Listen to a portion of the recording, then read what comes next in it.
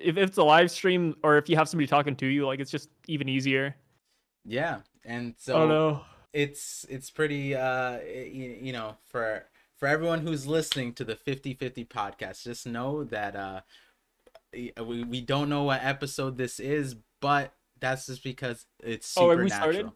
Yeah, we I don't Nice. we Wait, when did we start? there was so many times where I was like do I click it, do I click it, but then Yeah. I ended up doing it really late. It was when you were saying something like it's supernatural. It comes up like not supernatural. Oh, supernatural. Like us talking is supernatural.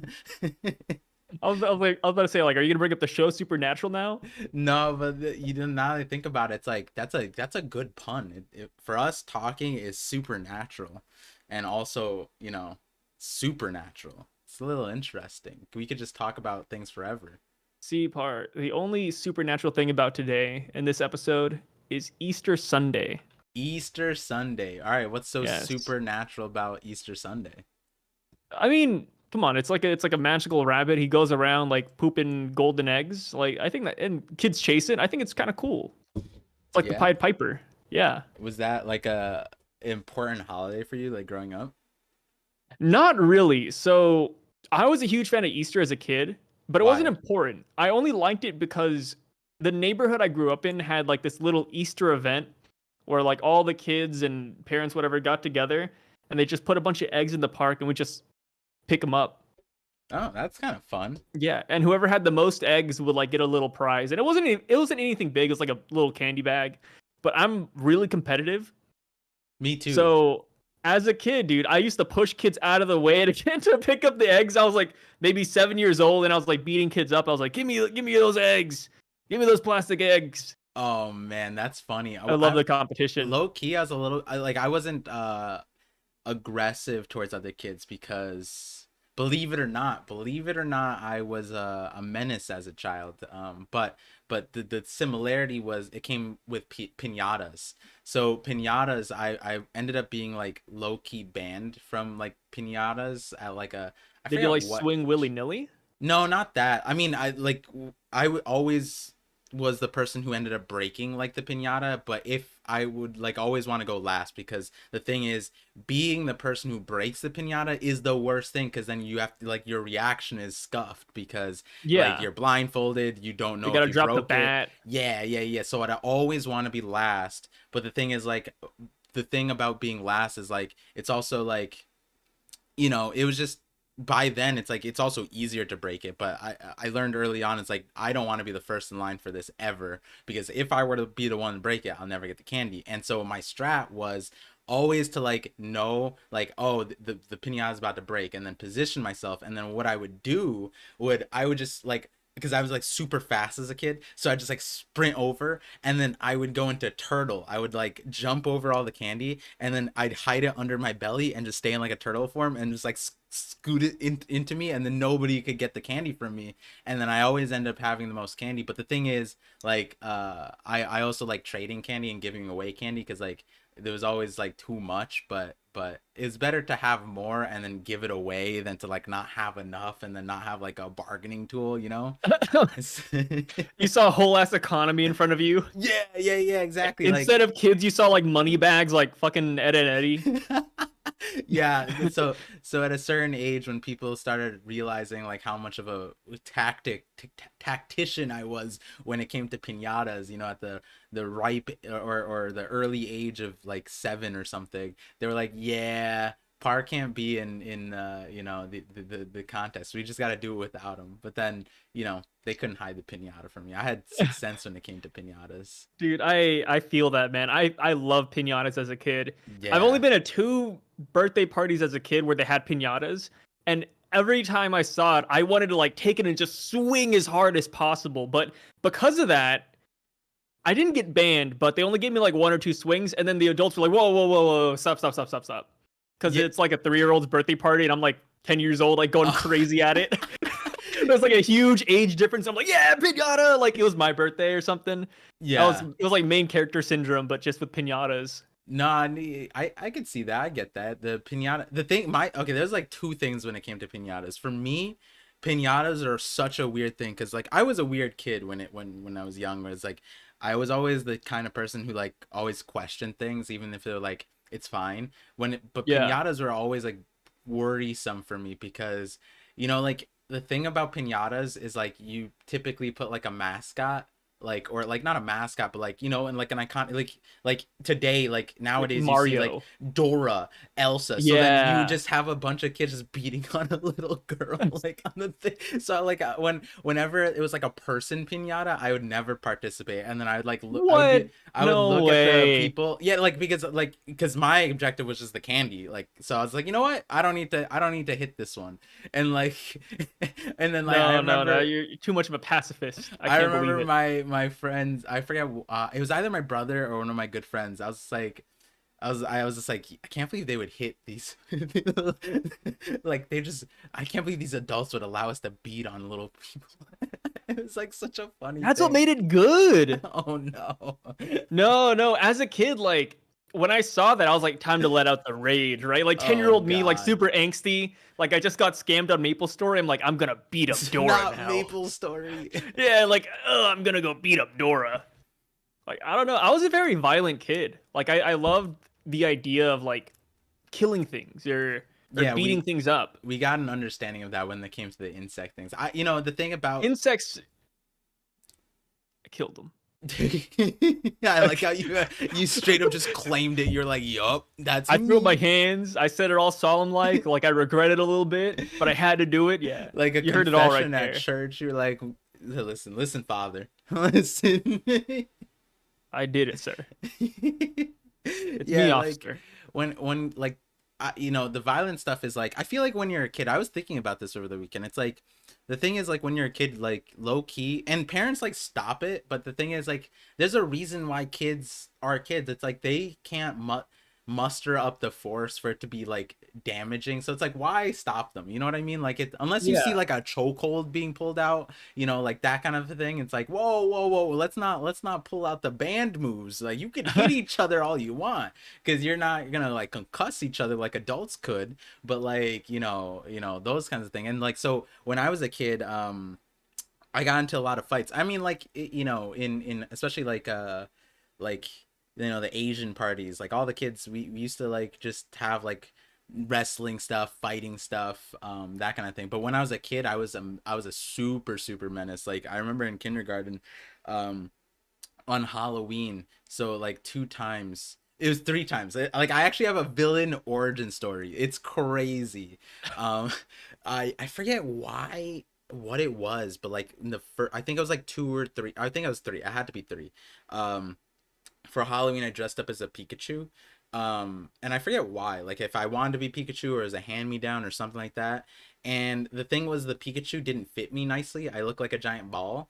And so when it came to like it came preschool, like and they were like everybody had to go up and say what they were or whatever. When I got up, I felt like everyone was like laughing at me, and I took that personally. And I was just like, and I'm so like, like not Pikachu. yeah, like I felt like I don't know, I just had like social anxiety. So then I was like, no one's ever gonna laugh at me again. And so the next year You're like personally offended.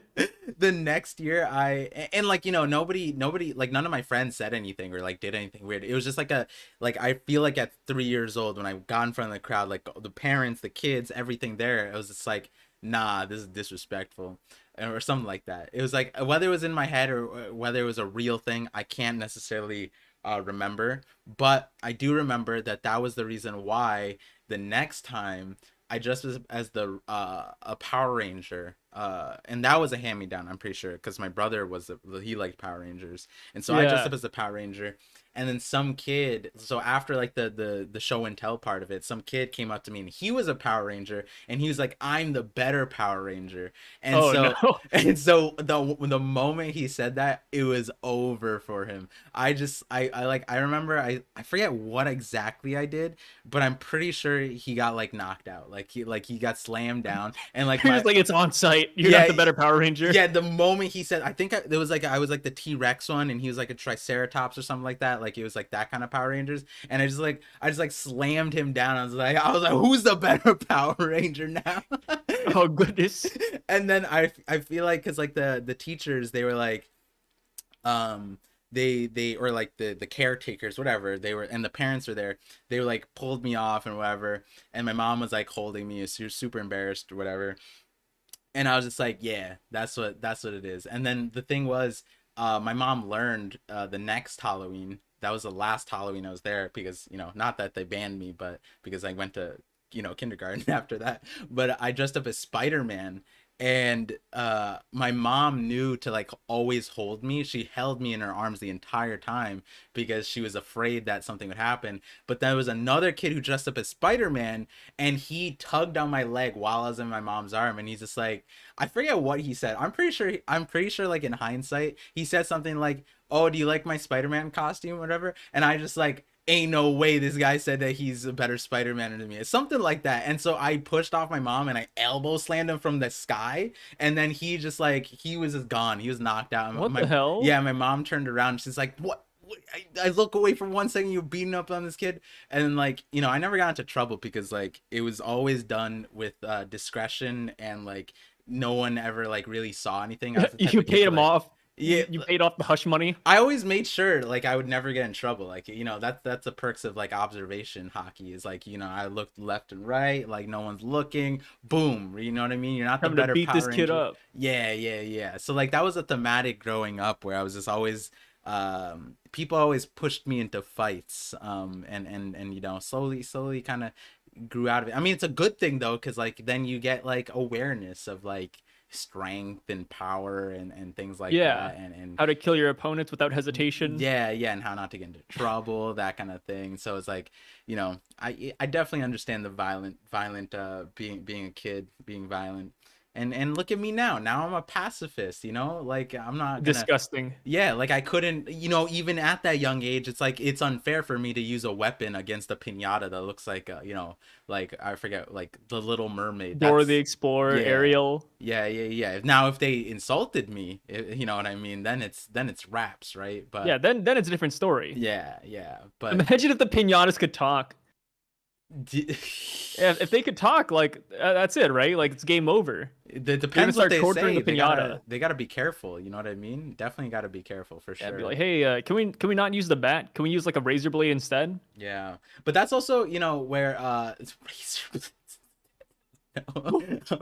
I was gonna switch this topic, and then like I was just gonna keep it seamless, and then you said the razor blade thing while I was switching. I was like, Hey, we can still make it seamless. Let's I, pretend the razor blade comment never came out. I was just gonna say, like, that I think that's where like sports comes in for kids. I think like all kids should be in like sports, because like it ended up taking out not the energy, but it was a good channel for the energy, right? So like I Yeah. played soccer ever since, I pretty sure I was like 3. Ever since I was 3, I played soccer, and that was a good way. That was a good way to let out the physical, the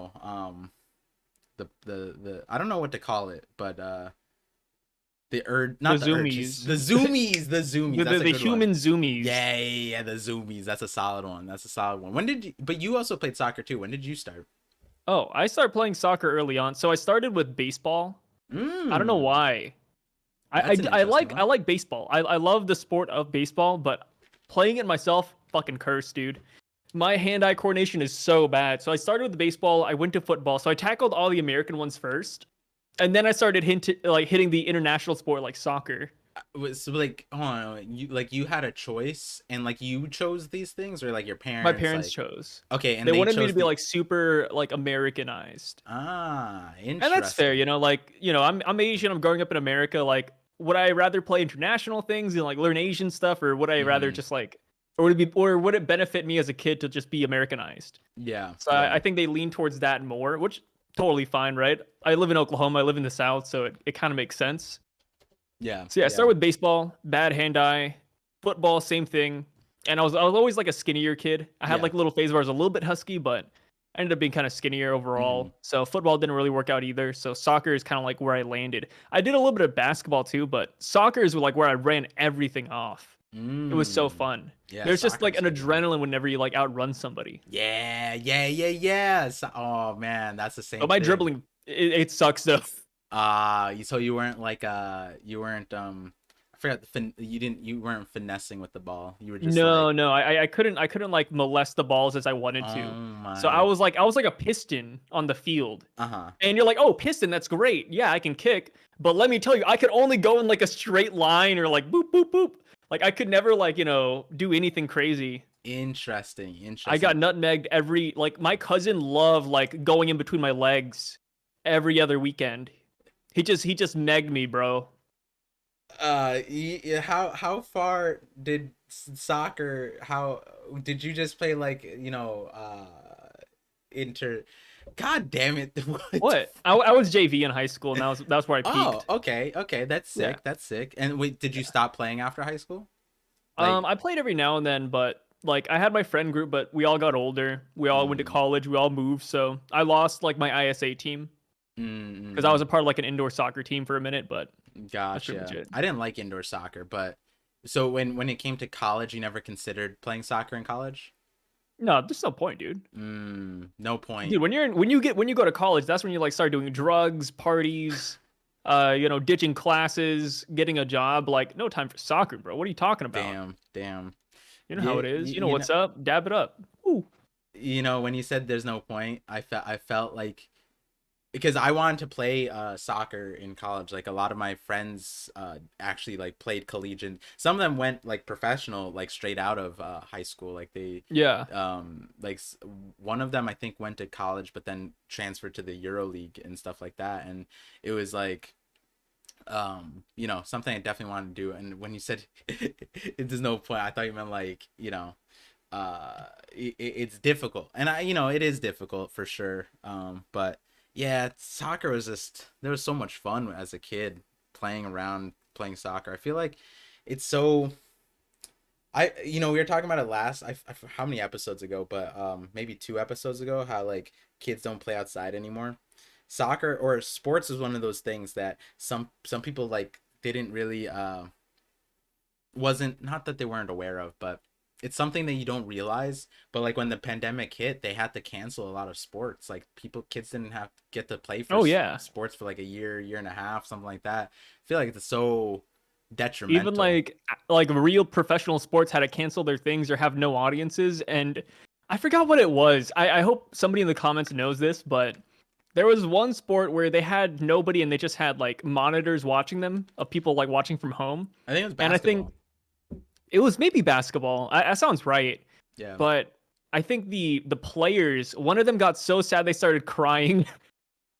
Yeah, I I was like, mean, that's goofy. I mean, it makes sense, right? Like they're used to like huge crowds, and then all of a sudden nobody's watching them, or seemingly. yeah, yeah. I I also don't know. understand the feeling when it's like something, especially, I mean, at that level, it makes sense because it's their career, right? It's their life and whatever. And to like do that sport to that extent, you kind of have to be like that kind of a person, right?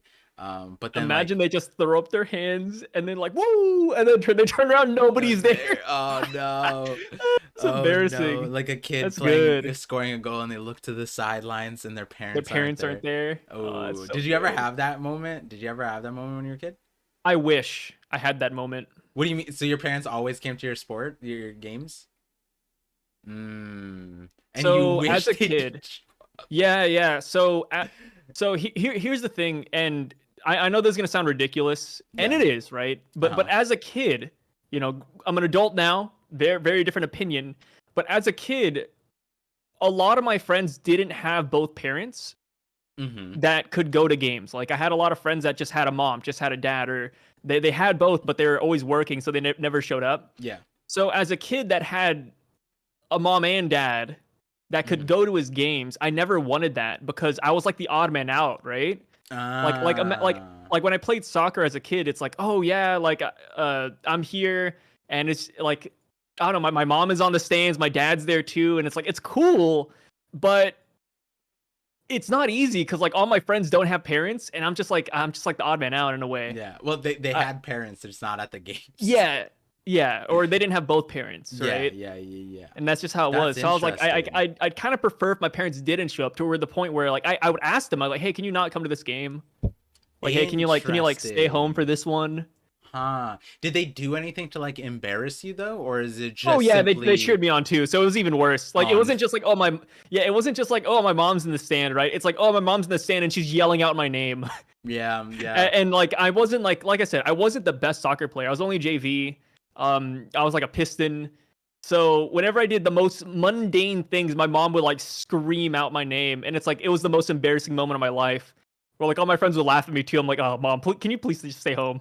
Yeah. No, I mean, Can you not come to this game? what like what you know you clarified at the beginning. It's like I think that's a very like that happens to everybody as a kid. Like you want to just fit in rather than Yeah, it I being want to like a be one of the normal. bullies, bro. Yeah, yeah. So like, you know, I one of my teammates, like his I for like his grandparents had custody, and so like only his grandpa would show up to all the games versus like everybody else, their parents would show up. And I remember that being like a thing where it's like, you know, like damn, like I don't have what everybody else has, and that becoming like an issue. But you know, for him it almost like his grandpa was the coolest person there, honestly. Like he was the loudest person, so none of the other parents needed to be loud, and he cheered on Yeah, everybody. So that was definitely really cool. My parents weren't loud at all, didn't cheer on, but they I think for the most part they did show up to like everything.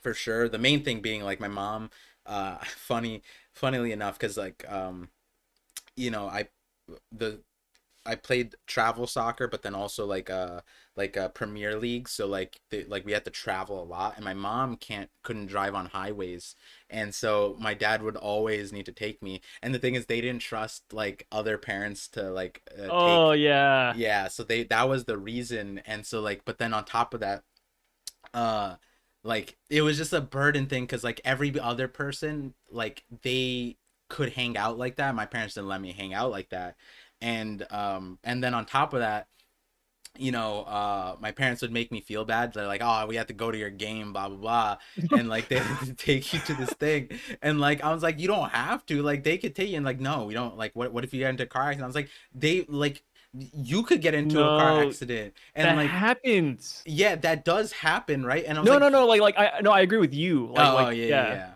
And I was just like, yo, like we've been like the people, the families that we've been with on these teams, like it was like, you know, from like when I was like 6 to when I was like 16. So it's like it's not like we didn't know these people, Oh, and so it was like I was like, wait, like they've been doing this for like a decade and there's been no issues, like no, not even tickets, like they're they've not been, kidnappers, mom. yeah, they've been earlier to the games than we have been, and like, and so I was always, and like when it came to like high school, it was like the like this weirdest thing when because you had to take the bus for like the games, and all that, and they were like they wanted to come to games. I was like, please no, that nobody's parents come to the games for these, like don't do that. But it was like it was still one of those things where there was like a little bit of a helicopter type of thing, but also like they No, were I feel also that.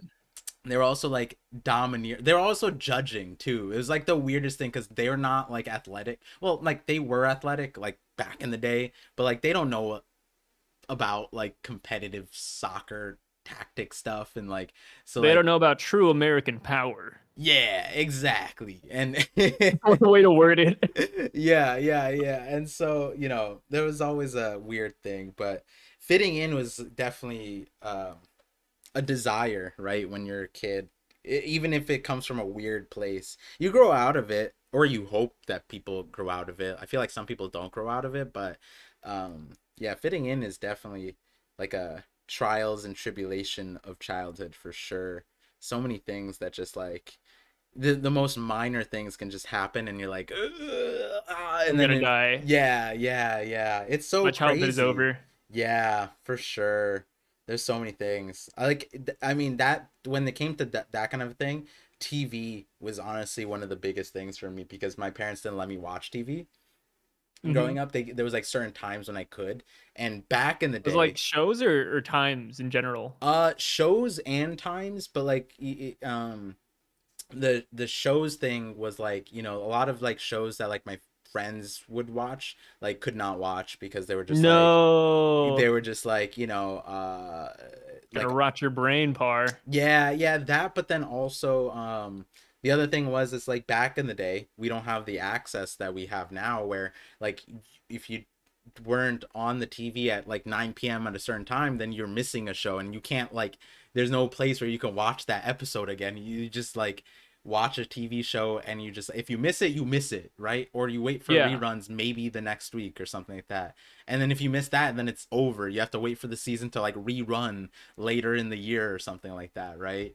Um and so the only time I really got to watch stuff was like Saturday mornings when it wasn't a school day. But even that was like, like, yeah, you woke up for it, but sometimes you sleep in, or sometimes you do random things. But TV shows and movies was definitely one of those things that I separated me from a lot of other people, for That's sure. so painful. I'm Yeah. sorry to hear about that part. Do you didn't have something like that? Your parents let you watch everything?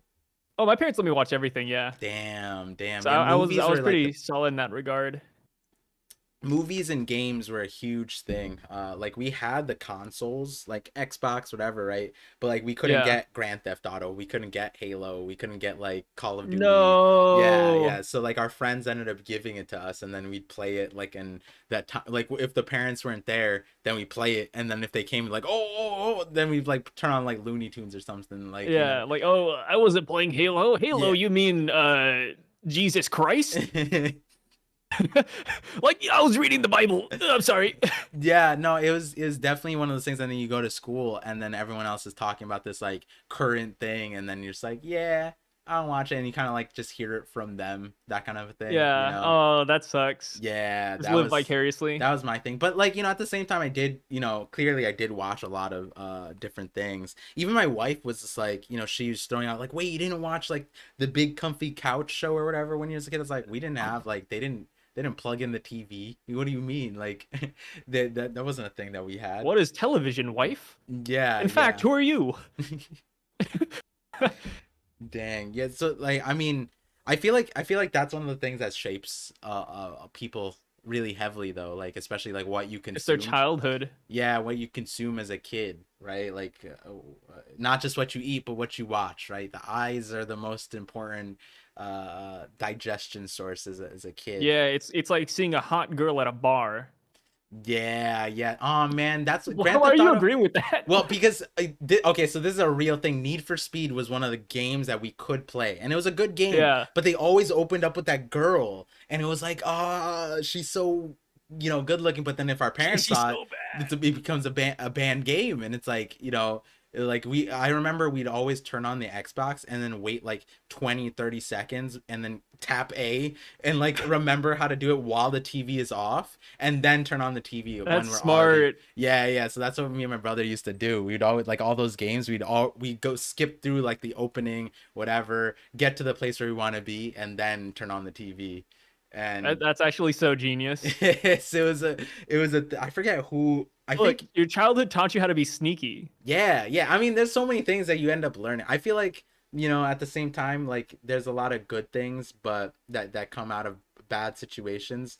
But those good things could come out of not bad situations too. Like you could, like I feel like sometimes I look back at the way my childhood was, and I'd like, damn, if this didn't happen, I wouldn't have been like this, right? But then I think about it like, but if this is a good characteristic that I wanted to like instill in my kid, I could like actively Recreate it. not that was something I was telling my wife. I was like, low key, like if Recreate trauma for your kid right now. That's so funny. no no no no, no. Okay, okay, okay. Actually, this is a good The question. goated thing. What's up? So like it especially when we were growing up, especially where I grew up, I grew up more well off than a lot of the people at my school and in my surroundings. But like, I always think that like, yo, if I went to like one of these prep schools, and like my dad wanted me to go to one of these prep schools, but I was like, absolutely not. But like there's when I ended up going to college, like I got to meet a lot of those prep school kids, and like a lot of them were like disconnected in a lot of ways, like just like there was like a whole separation of like humanity almost that they just couldn't learn at that age, and it just made them it gave them inability to communicate with like general population people, which is like so important, I feel like. And so like in my school I got to meet people of all kinds, all wealth distributions, all backgrounds, parents, no parents, like so many different things. You learn about so many different people, and I feel like, you know, going to public school is important, all that stuff, but then more than anything it's like, if you like, if you raise your kid with like money and like spoil them, there's like no undoing that, like as an adult. Like like it I've met a lot of like, I don't know the right word, but like human people that were rich, but I've also met a majority of people who were wealthy and then just were just like, you know, not the kind of They're people you not want to there. hang out with, you know what I mean? Like, Yeah. and you know, and so I told my wife, I asked my wife a long, long time ago, I was like, if we be ever became like wealthy, if we ever became like rich or whatever, would you be down to like just get a normal ass house, you know, like just you know, not like struggle, obviously, like food's there, like all the things are there, but like, you Burn know, our money. yeah, like, you know, if they uh, ask for like the Usual things. PS72, it's like, oh, you know, like you gotta work for it, you know, that kind of thing. Like we don't Yeah. have the money for it. And then once they go to college, it's like, you know, oh, we have the money for it. Oh, like, you know, like it's something, you know, we it transitions once they're out of the house and then that kind of a thing. And my wife's like, that's kind of messed up. Like, and I was like, yeah, but like how else do you like it's so hard to like reverse Make sure teach they're those not things. spoiled. Yeah, and it's like the only way is like that's the reality, right? Because then it's like if you are wealthy and your kid knows it, and then you just don't get them the things that they want, it's like, yeah, you can discipline them, but then it's also like this weird. It makes it harder. You know what I mean? I I don't know what know. you mean. Yeah, and I was I like, I I, ag- I agree with you too. yeah, like I feel. I mean, it all comes back down to like just living within like normal means. Like, don't you don't have to be excessive with things, right? Like if you have a million, like let's say if you got like $1 million in your bank account, Yeah. I think the best thing people can do, the best change is no change. Just stay Yeah. exactly how you are. You know, Yeah, yeah. like just because you get like $1 million to hit the lottery, you don't have to like go out the next day and buy like a Ferrari, right? Yeah. Nothing's compelling you to do that. Yeah, like, and that's kind of like, because like even you know, when me and my wife, you know, had adult stuff and adult money and shit, we were just like just chilling on these things, and my wife would prefer to spend the money on vacations, which is seen as a luxury, but that's one of those things where it's like that's at least a way that like is enriching if you do it correctly, right? Like as long as you're Yeah. not like just resort hopping, right? Which like we have been to resorts, like, you know, when we did go on vacations, but we were both fortunately like the kind of people just like when we went to, where was it? It was DR. We went to DR. Obviously, it was our first trip together, and it was also like we were young. It was also like our first solo trips too. And we went to resort because it's fun, but we also spent like half of our trip just going into the city, which, you know, as you know, technically we were kids, which, you know, might not be as safe because we didn't have like local connections at the time, but it was like so much fun, you know what I mean, like getting to talk to people. And like I'm pretty sure we still have, I don't, but I think my wife like Facebook friended like people back from that trip, like, and we do that like from the local trips, and that like that's so much more fun, right? And you meet somebody. Lifelong connections. Yeah, yeah, like it's kind of it's like that's an enriching thing, you know, like maybe it doesn't ever lead to anything, but who knows, you know. Like Maybe that one person you met in the DR will like save your life one day. it I feel like that's something that people don't. I feel like that's the most I was talking about that when it comes to like the rich people, right? Like a lot of the people, they can't communicate to a lot of like a diverse set of people, but I think one of the It's just most because we're poor, par. well, Maybe if we had more money, yeah. then we could actually talk to those guys. Have you ever thought about that? No, no, no, no. But the thing is like, you know, trauma, not trauma, but like, you know, shared experiences is one of the best translating things, right? Like you can go through similar things. I mean, me and you ended up connecting, and then after the fact we ended up realizing how many things were similar about our upbringing, about like who we are, how we are, like, you know, both married, and then also like the stories behind it, which, you know, is very interesting too. But so many different things, and then it ends up connecting you, right? I feel like that's the important part. And going back to the other stuff, it's like I think one of the most valuable things that you can do growing up is just being able to meet people, being able to talk to people, and like creating a network. I think network is like the most, that's the thing that makes you the richest like person. I think like the more people you know, and not just that, like you can know a lot of people, but like also like the genuine connections, like those, like you would want to help those people and those people would want to help you, right? And you know, fortunate enough to know a lot of random people that would just like I went to California, and then like at the drop of a hat, like these friends like, yeah, stay at our place, and then we went to like Mexico and the same thing happened. And it's like being able to have that is kind of like really really dope. And then you know, and feel safe also, that's an important thing too. They're not gonna drug you. Yeah, you know, you Oh, can't thank trust a God, I lot don't of have to worry people. about the roofies today. Yeah, but like you Yeah. know, that's what I was meaning of the networking. There's so many things that comes up in the childhood. It's so, I don't know. I'm in like a, I was telling you like yesterday I went in an outing, and like one of the main reasons why I was wanted to go so bad was because there was another baby. And so since I just had you know, my son, you know, my son's like 3 months, but the other baby is like 9 months. I was like, oh, he hasn't seen another Perfect. kid. Yeah, it's like they get They'll to be babble best together. friends one Yeah, day. yeah, exactly. Or you know, like for me, you know, growing up, my parents would always, even when I was like 12 to like 20, they're like, oh, we need to go to this 1-year-old birthday party. I was like, I don't give a shit about this dumbass like kid, right? Like, Yeah. and then but now I'm like, oh, I gotta go to every birthday party now. And it's like I don't care for me. It's like I just need to see my kid like babble to another kid, right? Like that's super important. I just Well, that's your kid can't even talk. They're just like boop boop bop bop, yeah, no, and it's that like, oh literally yes, here we happened. go. Yeah, he saw the girl, and he was just like, he was just went off, and then the other girl went off, like they were just talking, and it's like such a cool I experience, you like to know? imagine it's like Twilight. They're having like full on conversations as a kid. Yeah, I mean they probably are, right? Everything communicates, everything speaks. I mean, I think we talked about it here, how like even mushrooms speak, right? If mushrooms can talk to each other, if plants can talk to each other, If fish can talk to each other, yeah, babies come on, can. Yeah, babies can. 100%. It's 100%. They can't, we can't understand it, and maybe they can't understand all of what they're saying, but there's something there. There's something there for sure. There's some connection. Yeah. Nah, I feel that, and especially now, like older.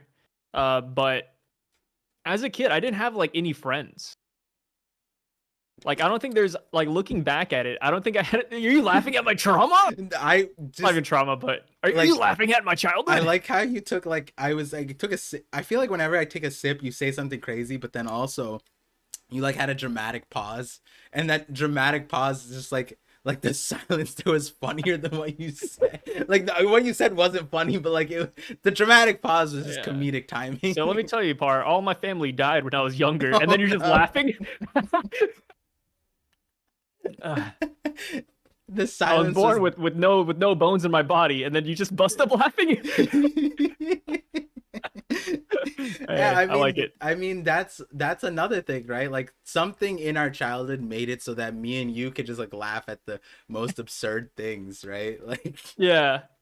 oh God, I'm sorry, but when you said No, no, like it's I didn't hilarious. have I like friends, it. I was alone, and then pause, and then I was just like, "Do you want me to fill in the silence, or are you gonna continue?" Like, was I No, supposed to so say something? no, I got it. Don't worry, don't worry. Yeah, I got this one, Par. yeah. Hit me with it, So or I don't know. don't. So when I was a kid, um, I didn't have any friends, Uh and huh. the main reason why is because of my mom. Oh, I resonate She with that. was so like how you said your mom was like a helicopter. Yeah. It's the exact same way for mine. Uh-huh. Where if I ever made a friend in school, and I always wanted to like hang out with them after school or whatever, because you know that's where friendships are made, right? Like Yeah. school, like hey, how's math, right? But outside of school, it's like, oh, like I'm getting the character development now. Yeah. But Wait. here's the thing. Uh-huh. As a kid, my mom is super protective. Yeah. And even all the way up till high school, like until I left home, she was the most protective person on earth. Mm-hmm. Where if I wanted a friend and if I wanted to hang out with them, she needed to know their parents. She had to get all their phone numbers, where they lived. Like if we ever wanted to go anywhere, like she couldn't just like drop me off and then have their parent take me somewhere. It was like she would drop me off, and if we wanted to go somewhere, my mom would have to take us specifically. Like I Mm, couldn't meet up with somebody somewhere. She had to like pick them up from their house. Like she had to be like an integral part of the relationship. yeah. To where the part is like I tried it a couple times, and like my mom would kind of like scare the other people off, or my mom would be like, "Oh, I know you like this kid or whatever, but I don't like their parents, or I don't like the way they look." And I'm like, Mhm. "Bruh, like I can't have any friends as a kid, essentially." No, that's So I the kind of same just thing. gave up on the friendship until I got a car when I was like 17. And then it was like, okay, now I can have friends finally. Yeah, no, so that's where like soccer, that's where like clubs, like the school clubs came in clutch, because it was exactly the same thing for me too, where it's like could not have friends. And something interesting, because like my mom, the what you just described is more so like my dad. My dad was the most illogical person. So it went as far as like my current, like my high school best friends, the ones I still talk to, which you know ironically they still don't know I have a child, but like the reason why is because Yeah, that's what I'm talking about. none of us use social media. So like I literally just asked for their addresses, because my wife is gonna send them like like one of those like Christmas cards essentially with us. I don't know what to call it, but like a hey, this is like Like our a family postcard, picture. yeah. Yeah, exactly, a postcard. Um, so that that's the case, right? And so my dad didn't like me to hang out with anybody, like no, didn't trust anybody. But the reason why, and he was very upfront with it, was that because I was in a poor school situation, he was like, they're all trash, they're all like, they're not gonna, They're gonna get you on cocaine par. yeah, they're like, you are who you surround yourself. And if you want to be poor, then you're gonna then you gotta have you're if you want to stay poor, then you're gonna, like, these are the friends that you're gonna keep that way, right? You're gonna be dumb, you're gonna be poor, you're gonna be broke, you're gonna be sad, whatever, right? And the irony of it was, I went to a really bad school system, right? And nobody really went to Ivy Leagues, but my school, my class, we had the most Ivy Leaguers of the class, and they were all my best friends. All my best friends went to Ivy Leagues, and those are the same kids that my dad said you can't hang out with them because they're stupid and they don't. They're like, if you hang out, you're Oh, not gonna make it to Harvard. And I was just like, well, I didn't make it anyways, and then they did, and it's like, what, you kept me I'm from the like, stupid one, Dad. yeah, no, I literally Dad, had what'd you that. do? Yeah, exactly. And I was just like, because my dad prides himself on his judgment on character. I was like, you are the worst judge of character because you are wrong on every single one of them. Like, all of these dudes are making like bank now, like straight out of college, and they all went to Ivy League. And my dad has no words for that now, right? Because I was like, you told me I was wrong the whole time, right? And then that was like a later, like a high school thing. But these are also my friends like since middle school. Like, that's why like we're so tight. Like, even though we don't talk anymore, we hung out since like sixth grade, seventh grade, right? Like, we knew each other, and some of them we played soccer, all that stuff. And like it extended out to like soccer too, where it's like, oh, like these kids won't they're not doing anything for you, you won't learn anything. Half of my soccer friends ended up becoming pro players. So it's like in every direction my family was wrong. They were like, oh, like you won't, you're surrounding yourself with garbage. And it's like, the crazy part was, one of my That's funny. a good friend of mine, the story behind it was, when I was like a reformed kid, like I didn't want to get into fights because I was in like a hood.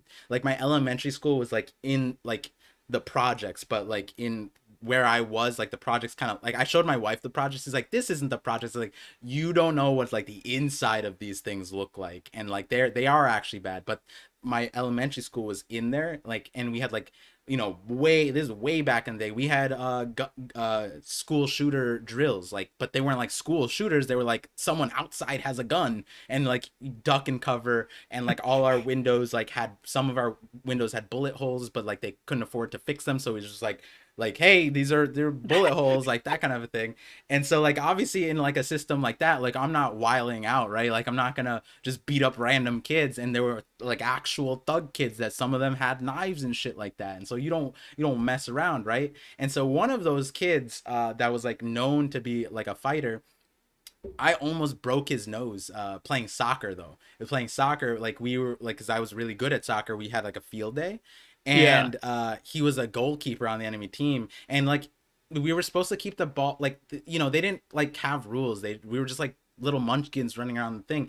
But then enter me, who was like playing at like a higher level, so like I could like kick the ball really hard. I hit it so hard, the dude's nose was like crooked and he was bleeding profusely. I was like, oh shit. I bet it I'm felt good, huh? so no, I was terrified. I was like, I'm so dead. He's gonna get the gang, blah blah. And so I carried him to the nurse's office because I was like, okay, like You're when trying to build up the yeah, report. yeah, yeah, yeah. No, that's Oh literally god. it. So when he was at the nurse's bed, I was like, hold, like I was like on his bedside, and the nurse was like, "You don't have to be here." I was like, "No, no, listen, you don't understand I need why." to be here when he regains consciousness. Yeah. And so like when he woke up, he was or not woke up, like he was conscious, like he just it was just like the nose, and he was like groggy and whatever. And I was like, "Yo, are you okay? Like, do you need water? Blah blah." Like I took care of him. That I helped the nurse out, and he's like, "You're a good dude. You know, I don't blame you for that. Like that was a good Yeah. soccer kick. Blah blah blah." And even like so ever since elementary school we were really really good friends, and so even if I hung out with the thugs in my school, he ended up becoming like one of those kids. He ended up becoming an undefeated boxer, and I'm like, yo, what the hell, like any direction. And my dad didn't let me hang out with any of them. There were some gems and they were all my friends, and like none of them. And it's like the so ironic, but like at the same time it was my dad, I feel like not recently, maybe like 7, 8 years ago, something like that. A lot of you know, around college time when like this conversation came up, when it was just like my dad's like, your friends are garbage. I was like, oh really? Because they all went to blah blah blah. He told me that as a kid, the reason why they didn't let me or my brother like go to other people's houses, because with my brother they did.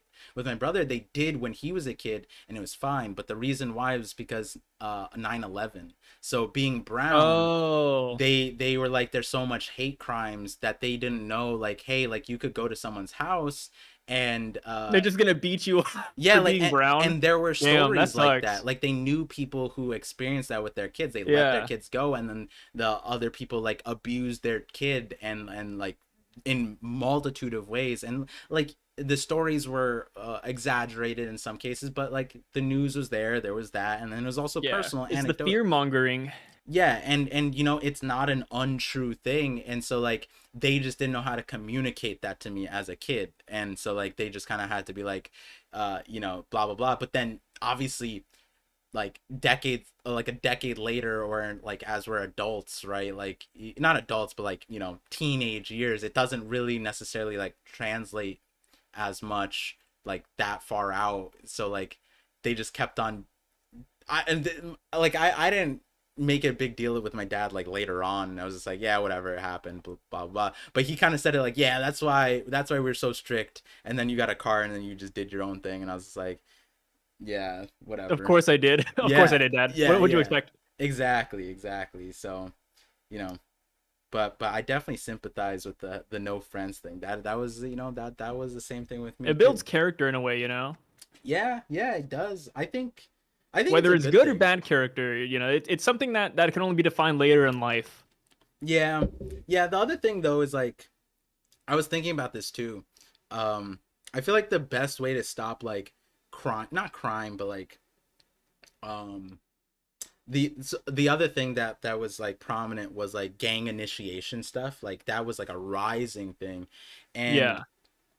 like for me growing up in those things, in that environment, the thing that countered all of that stuff was always like giving those kids like something passionate to work with like other kids with, whether it was sports, whether it was like Art. art. Yeah, literally art, like anything, like as cooking. Oh my goodness, like that one. My school randomly had like a little bakery thing where people could, you know, bake stuff. And there were so many kids that they absorbed their time in life too. The auto shop, our school had an auto shop, which was like one of the coolest, craziest things that Your uh school had an auto shop? Like high yeah, school? yeah, because Damn. there was there was a technical a vocational school nearby, but Yeah. that wasn't always a thing. But so I think I said it last time, or maybe I said it on a different podcast or conversation with you, but there was my school, my graduating class was 1,000. So we had Yeah. like 4,000 to 5,000 kids in the entire school, and they didn't have the money to make more schools and split up the region. And so at that same notion, they also kind of included a bunch of other things. And the auto shop was a really good one that they included because a lot of the kids ended up becoming mechanics or whatever.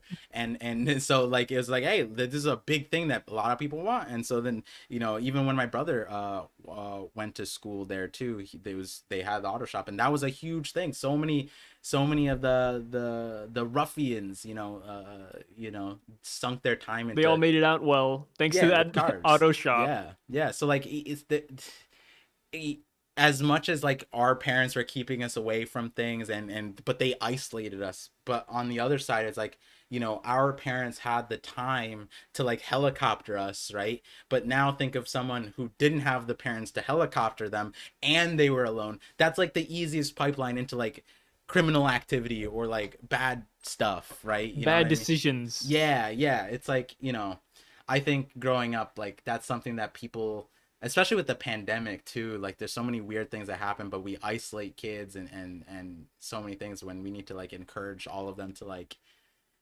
socialize more, come together, you know what I mean? It's a sad thing to see the world developing in this way. I mean, it's also like the rise of social media too, in a way. Yeah. Like kids don't really want to like socialize. Social media is so bad. Oh my I god. think it's dope as hell. I It's like so social cool. media. No, like I like social media, but I always say like the thing that um you know, that people can spiral this out into a different means, but the thing, all the bad that's in the world, it doesn't come from the inventions, it comes from the people. The way humans do things, we are the ones who end up, you if we were good people, we wouldn't do, you know, essentially, like I think about like dynamite, right? Like the Nobel Peace Prize. A lot of people don't know the story, but uh the Nobel Peace, It was from mines, right? he made it so that people, not mines necessarily, but so they could blast through mountains to build railroad Yeah. tracks.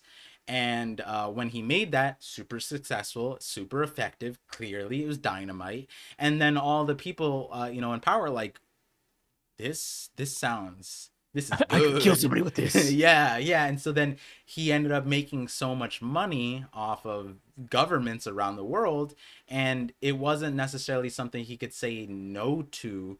And so then what he ended up doing with all the money was creating the Nobel Peace Prize Foundation, which was funding inventors for their inventions, regardless of what it is or what it was. If it's like a noble idea, then ooh, here's the money, right? And it all Yeah. spawned out in hopes of, you know, that there, I'm losing a lot of nuance here, but I think what a lot of it was like so that he could also like reclaim his name and like feel like he's doing some good in the world because he invented this for good, and then the world spun it out in a bad way, and he's like, you know what, I'm gonna spin the world's evilness into something good and encourage more inventions. And you know, I appreciate that, you know, despite some of the weird Nobel Peace Prizes that were given in the last few years. But hey, the he made dynamite to help He us tried. travel faster, and all the people in the world were like, killing, question mark. That's hey.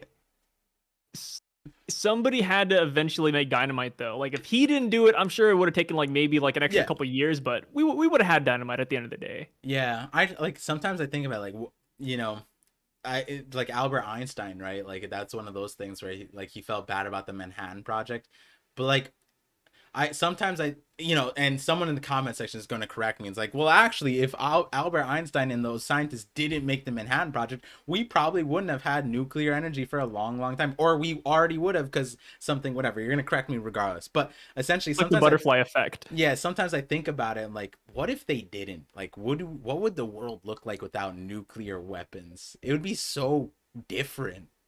The world would be so different without Chernobyl too. Because Yeah. without that event, we might have even had nuclear energy be commonplace. Yeah, there's so many different parts of nuclear history that you kind of just like look back on and you're like, damn, this changed the world. And it's like always a bad thing. Because It's like nuclear power is like so beneficial and it's kind of safe. But if things go awry, like like Chernobyl or any like other catastrophes, I'm sure like there's a couple others that I'm just blanking on.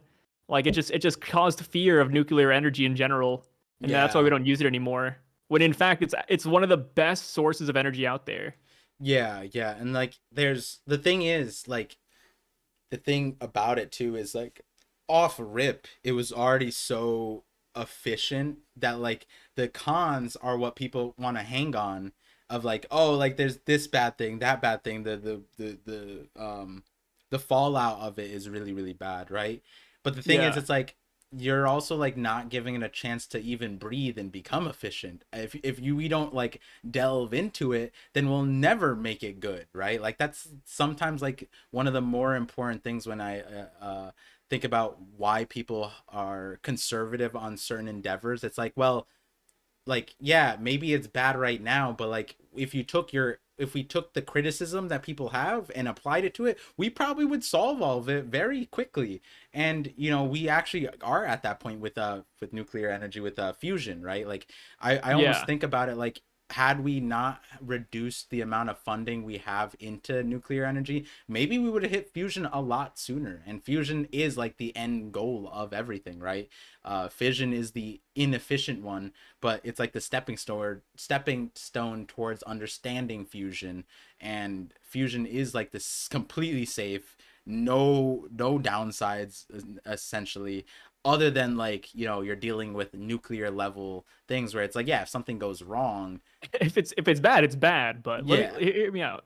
yeah, yeah, which is like it's all kind of it's interesting when you boil down like uh how these things affected humanity. I actually heard this is a crazy I feel like they should make a movie if they haven't made a movie on What this. movie? You mentioned Chernobyl, but one of the I think this is considered one of the worst nuclear power plant breakdowns, and it was in Canada. I'm pretty Oh, sure it was in really? Canada. Yeah, we don't What talk was it about it. called? I don't remember, but I think it was in Toronto. I think it might have been there. It was a while ago, but So that's where Drake came from. Drake, yeah, yeah. Maybe the fallout is why we have so many people from there that are musically inclined. Brain rot. But that being said, Hey. Drake is a good artist, I think. but at the same time, some I would say that, as content creators, we have brain rot, right? Like there's a certain there's a certain amount of negative that needs to be there, right? Like the brain rot is balanced. Yeah. Um, but what was cool about this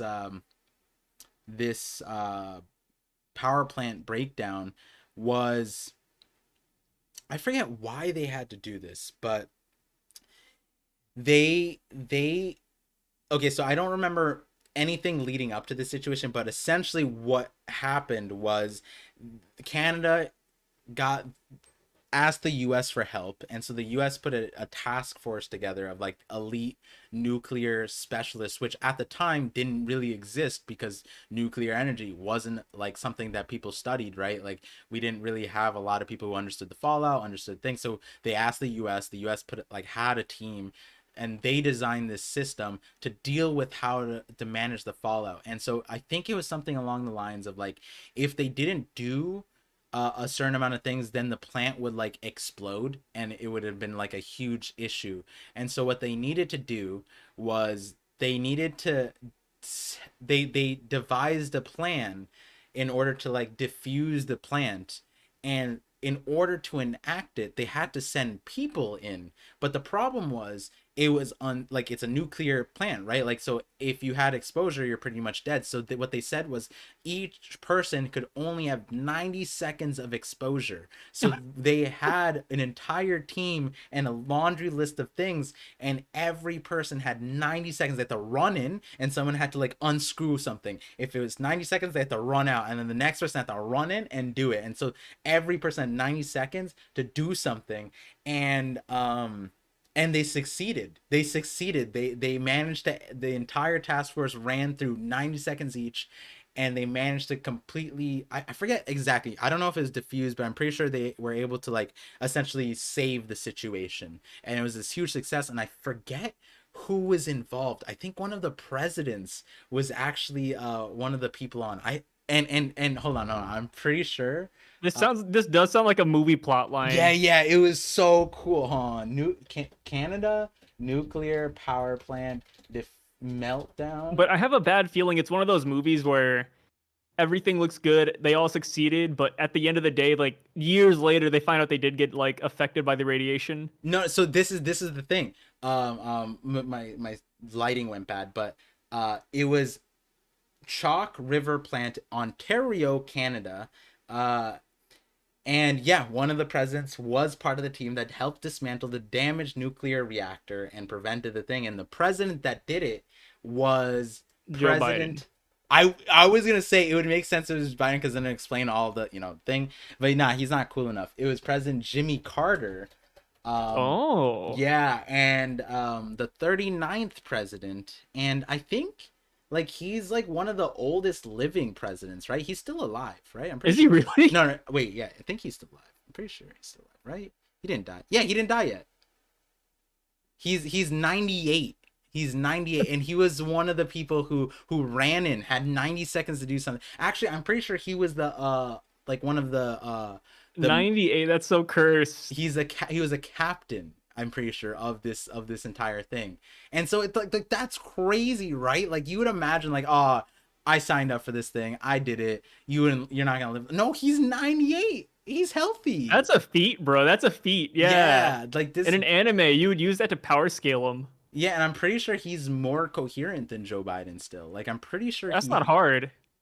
I mean, Like I mean, a freshly, dug up corpse that got hit with necromancy is probably more coherent than Joe Biden. and at the same time, right? But like this guy faced nuclear meltdown and said nah, you know what I mean? Like you would almost expect him, like in that respect, yeah, it is harder, like, you know what I mean? Like you would almost expect, like if Jimmy Carter was acting like, like Joe Biden now, it's like, oh, that makes sense, right? But Yeah, I'm nobody would bat an eye. yeah, like honestly, why isn't Jimmy Carter? I'm pretty sure Jimmy Carter was asked like, "Oh, would you ever run for president?" He said, "Fuck no." Like he was like, "Absolutely not." It's Wait, too dude, I'm so old, stressful. man. Get me out Yeah, here. it's too stressful. Hey, where's my chocolate chip ice cream, boys? Here it is. Carter is both the longest lived president, the one with the longest post presidency. He is also the third oldest living person to have served as a nation's leader.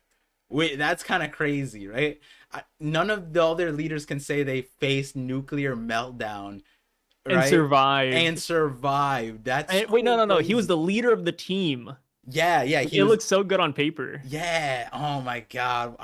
Maybe I'll write a letter to President I Carter. Can you I run kind for of wish we were back in the age where a lot of like national leaders were based off of their feats. like Like the meritocracy? cave. Yeah, yeah, like the caveman days where they were like, oh, like here's a guy that fought in World War II. He killed 5,000 people. Oh my God. Right?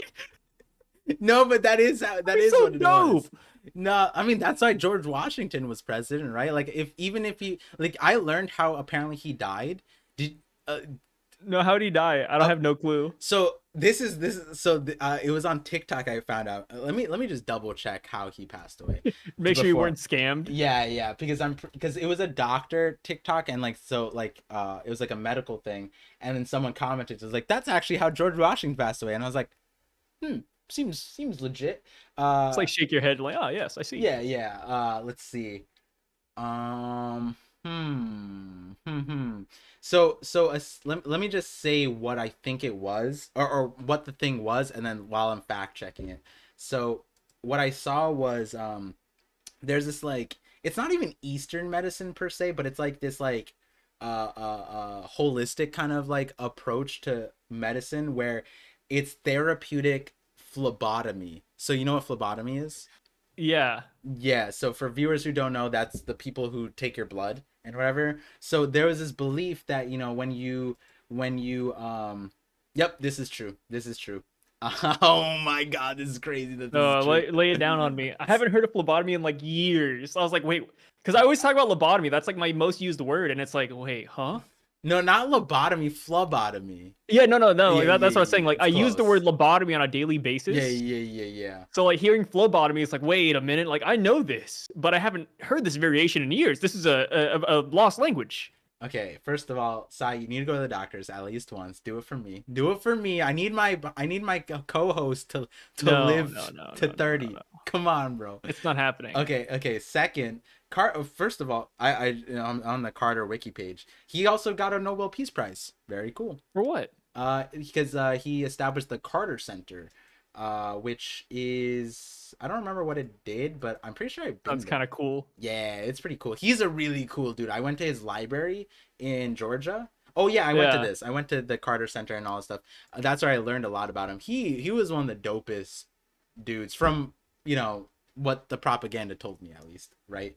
But what was I saying? Okay, so the therapeutic phlebotomy. So the idea behind it, which apparently is now rising in popularity, which is why the doctor on TikTok was addressing it, was like this thing that literally I might have sent you the TikTok.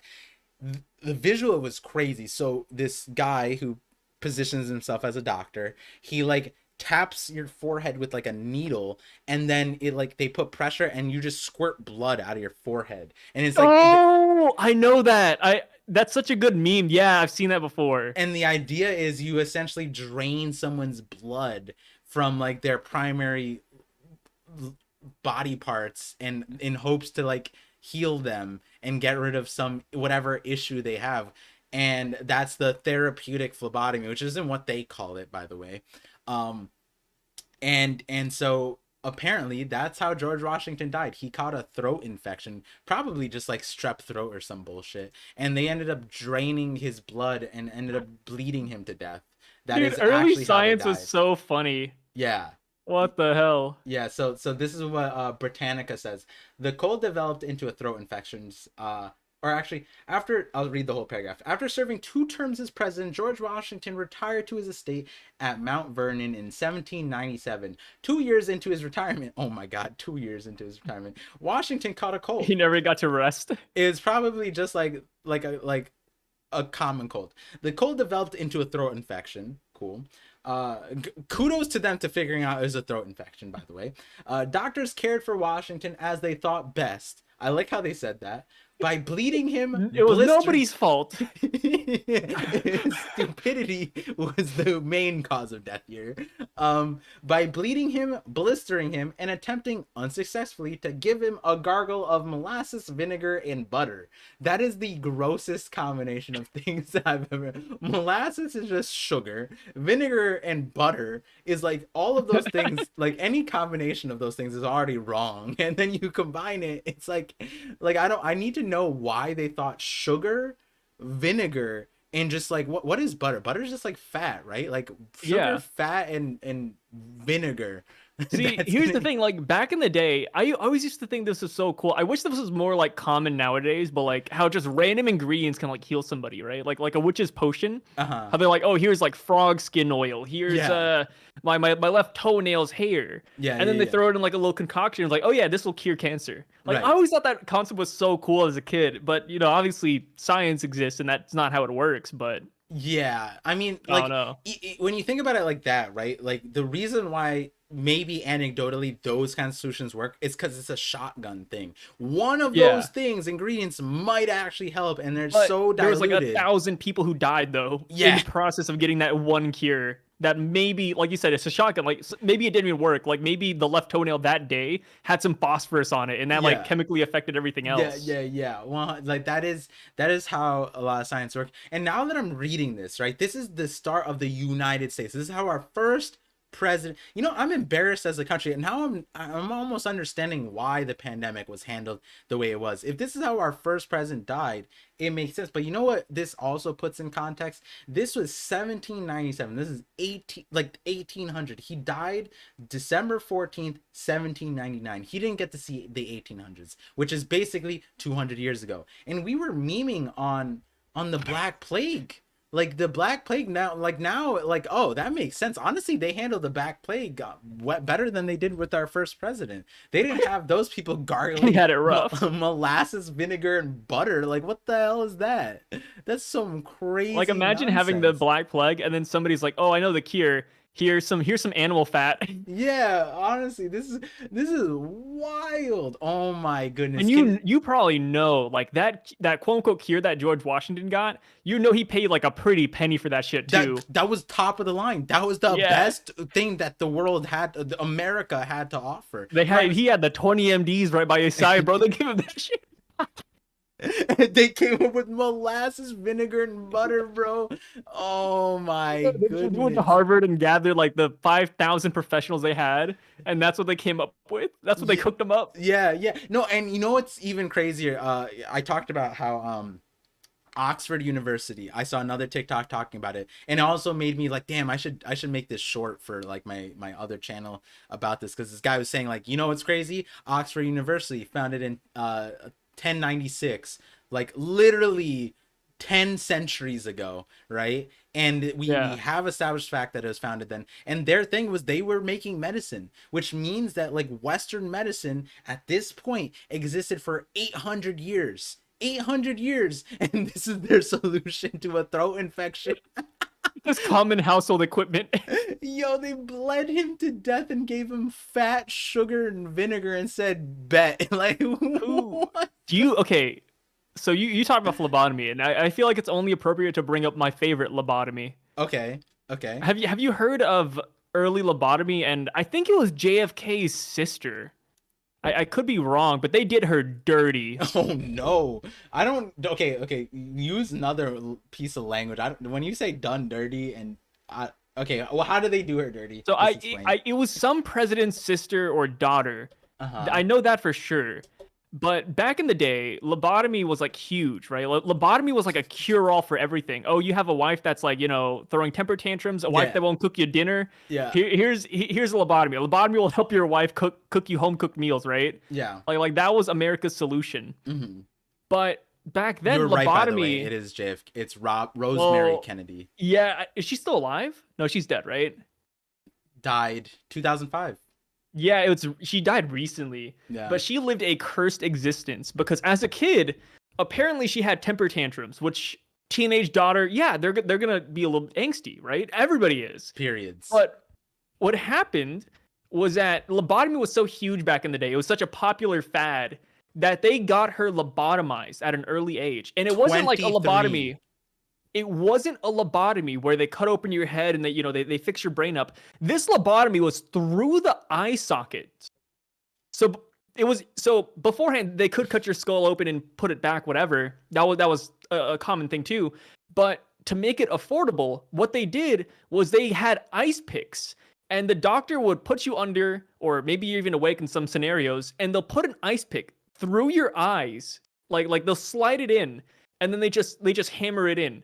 And they're like, oh, here we go. We took out a chunk of your brain that was causing the temper tantrums. And she was lobotomized and she just became disabled. She was like a vegetable afterwards. Yeah. Yeah. And that was so common. Like people used to do that. And while it was a temporary fix for some people's issues, which it could have been like the fucking placebo effect at that point, a lot of people who got lobotomized in that time just grew up to become like mentally like deficient. Like they just weren't there like a year later. Yeah, I mean, And it's crazy. the Don't follow fads.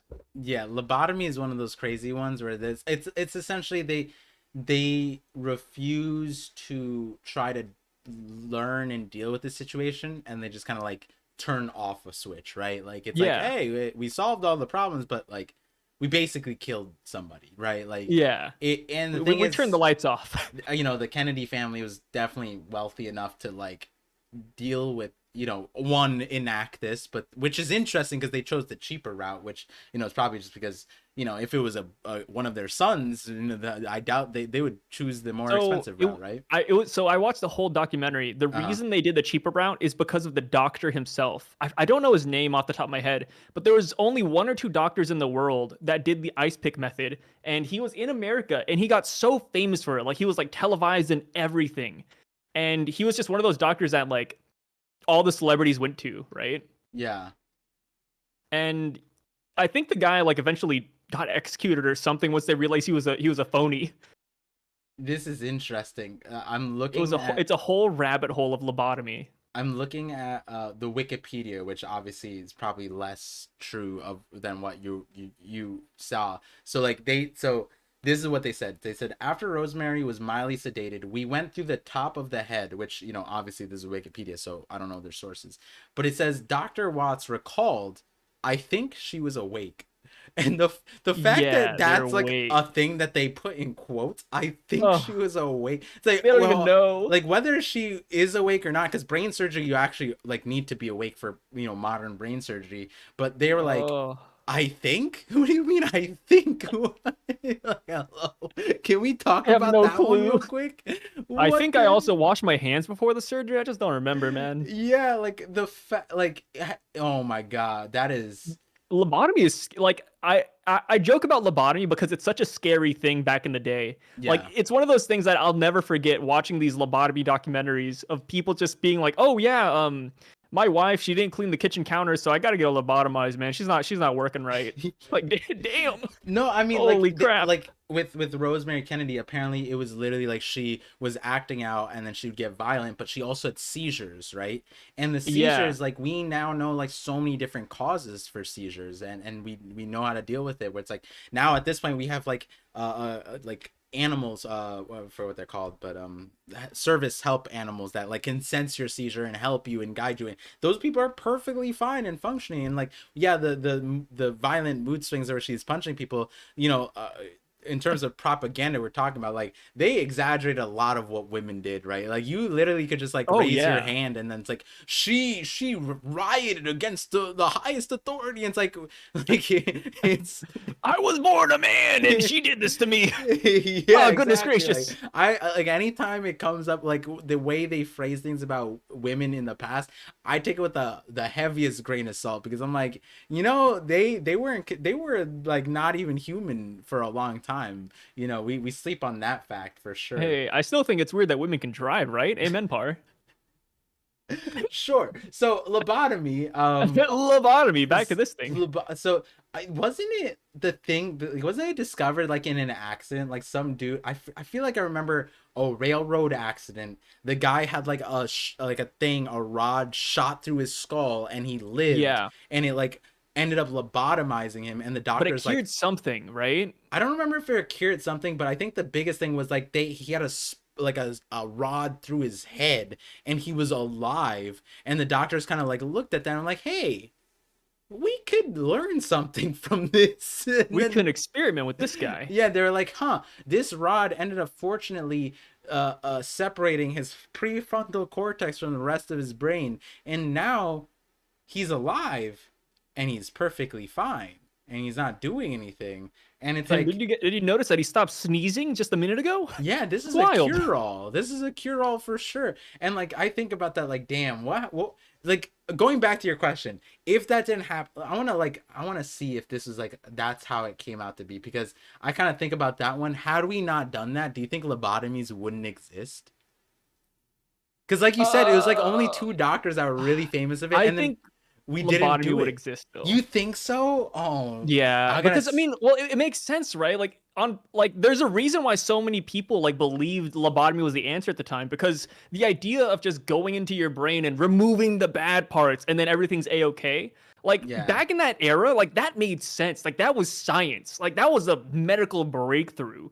So 100% somebody else would have thought about that if that never happened. 1,000,000%. Yeah. And then they Yeah. would have went through the same tragedy of like people getting lobotomized for no reason. Like during the documentary, like literally sometimes the wives themselves would like suggest to get lobotomized. Like there was one where the girl was like, "Yeah, I'm not It's feeling an good. I have old like a wives' tale. cold." Yeah, like they were like, "Hey, like I'm not feeling good today. I'm a little bit sick. I have a fever. Let me just go get lobotomized by Dr. Clover." Yeah, And that's it. like they were like they heard Marjorie down the road, and then they're like, Yeah, please don't give me the molasses vinegar butter treatment, please, for the love of God, just don't. lobotomize me, please. Just give me the lobotomy. Yo, honestly, with how barbaric a lot of like the treatments were, like listen, like some of the things they would just drain your blood from your body. Like, what do you mean? Like, just lobotomize me at that point, right? Yeah, Like, dude, just lobotomize. What the hell? yeah. You're gonna give me ibuprofen? Fuck, dude, what the hell? Just give me. We're not poor. Give me a lobotomy. Or on the other end of it, like, I also think about it like how marriage was, right? Like, how many of these women were also probably like miserable in their lives, and then they were like basically just factories for making children, and they also hated themselves, their children, and An their eggs husband. Benedict system. Yeah, like essentially, and then the solution is like, yo, I heard Bridget escaped all of it, and she's living relaxed. Let me tell you, she does not have a care in the world. And that's Because she's not there anymore. yeah, but You that's won't the believe it. She rumor. never speaks out ever again. She actually doesn't speak. That's like the She talks rumors. gibbledygook. Like you know, LASIK surgery nowadays, right? Like there's Yeah. so much like one of my favorite things about the fear mongering around it, which, you know, I think LASIK surgery is probably on the safer end of things, but I also get the conspiracy of it, where like so many people point out like, hey, your LASIK surgeon wears glasses. You look at every LASIK surgeon that like touts it, they all don't get LASIK surgery. And I'm like, you know what? That is kind of like a red flag to me. Like Yeah. you know, I know a lot about the medical the industry, the big pharma, all that stuff, and I know where things are where it's like, yeah, you should doubt that. You should be, and that's one of those conspiracies where I'm like, it is kind of sus if you're late, if the LASIK surgeons don't get LASIK surgery, and like that would greatly benefit them. You should And they can get question it it. for a fucking discount too. Right. And and now there's so many horror stories about like LASIK and various different things about it. And that's like the rumors of it, right? Now let's rewind 200 years. Let's rewind 200 years, and you go to like the circles where the women, like, you know, they meet once a week, like at the grocery store, that kind of thing, because that's what the husbands let them do. And then they're like, oh my god, I can't deal, my husband beats me, you won't let believe what my oldest son, like, he just is killing all of our animals, and I have to deal with it, and like he's still a giant baby who pisses everywhere and shits himself, like so many random things. And then they're like, Yeah. oh, but I heard Bridget. Bridget escaped all of it. Listen, like, you know, She's every so happy. yeah, I haven't seen her complain. I haven't seen her you know, she hasn't said a single negative thing. And then like that rumor probably spiraled out where what you said, it's like these women probably were asking like, yo, lobotomize me real quick. Please do it. Oh no, that's probably what it was. We should title this episode "The Origin of Lobotomy." Oh my god. I think, you know what, sometimes I think what I like to think about with this podcast is we like talk about these things and we recontextualize history, because people there was people who wrote down history and there's people who study history, but then there's like the nuance of recontextualizing it, right? Of like this is something that just happened recently, and if it happens in modern times, let's like rewind back, because like the other part of what we just talked about was lobotomy, right? Lobotomy, dynamite, like you said, like, oh, the next person would have made it, right? Because everyone's been kind of killing, right? But I feel like I've never heard anybody contextualize history of like everybody's a killer, right? And that explains so much of the history. That's why everyone gravitated toward using dynamite that way, or lobotomizing people, is because everyone was just a cold-blooded killer back then. Like, That's how it is. yeah, and like when And you said like leaders were literally chosen by how many people they I killed. wish that was still a thing. Like, imagine like a, Oh, a presidential election in America, right? But yeah. let's say killing was still like a thing. Like we had World War III or IV. Like instead of like, oh, here's Joe Biden, the guy that likes chocolate chip ice cream, and here's Donald Trump, the orange guy, we instead have something like, oh, here's Donald Trump, the manslayer, Donald Trump, shield breaker. He in the war zone, his punches were so strong it shattered enemies' jaws, bones, shields, bulletproof armor. Like the guy's a madman. And then instead of Joe Biden, instead of him being like a zombie, it's like, oh, it's Joe Biden, the necromancer. He brings back dead bodies and he sends them off to war. Like It he used to be raised like 1,000 that. dead bodies. Yeah, no, it used to be like that. You'd vote I based off of wish. the epithet. That'd be so Would cool. you want the Dragon Slayer Joe, or the the womanizer, Donnie. You know what I mean? Like that's what it is. Donnie. Yeah, like that's that. You know what's That'd be crazy? dope. That's an actual thing with Donald Trump. Like What, the woman slayer, the epithet? the women slayer thing. I forget what it was. I was watching a streamer and they were talking about how, you know, in the last election or prior to Donald Trump's election, they were like making like saying that like all these candidates, like Democratic candidates, were cucks, right? Which is it, and like the point of it was like the I've talked about it. A lot of the, especially on the Republican side, a lot of things are like projections, like the things that they negatively speak about. It's like their inner thoughts being projected out, and they're like self-reporting. And the thing was with the Cucks thing was apparently at like a recent convention, like a few people were like, "Oh, I gave my fiance the Donald Trump pass." And it like What? yeah, like it was an Ain't actual no tweet, way. and I was just like, and so the people were basically saying like, were they like Freudian slipping, like were they like actually just like saying that, like talking about this thing because they are okay with it. And so like you just have Donald Trump with a bunch of pictures of a bunch of dudes, and then they were like on this tweet thread essentially like, yeah, like my, like I gave my wife the pass, the Donald Trump pass, you know what I mean? I was like, whoa, that's Why would you crazy. do that? Yeah, I don't know. I have no idea where. I don't even think Donald Trump would like maybe back in the day, but like I feel like he like, isn't he out of that phase now? Isn't that like I he's, feel like he is, right? yeah, yeah. I Like, mean, yeah, I don't do you know. think I don't know. people? So I know we talk about Donald Trump. Do you think people get the Joe Biden pass? Do you think that exists? Maybe when he first ran, I don't know about now. You know what I mean? Like, I Yeah, feel like he, I. I don't know. Now is a different thing. Now is definitely a It's different very thing. different. I saw Yeah. an interview of Joe Biden back when he was like in like his prime of like the 2000s, early I don't 2000s, know and if it's like, that's yo, his this guy's prime. coherent. It's not his prime, but he was coherent though. Yeah, yeah. The And I'm sad just like, part bro, is, like only like 10, 12 years have passed. Like, what happened to this guy? I'm telling you, neurosyphilis, bro. Like all of these dudes, like the thing is, like people forget, like literally all of our presidents were in like orgies, 100%. Like, and the thing is, like STDs weren't like a worried thing. They all, I guarantee you, bro, all of them have neurosyphilis. Like to this day, to It this has to be, day, right? It neurosyphilis has is to be.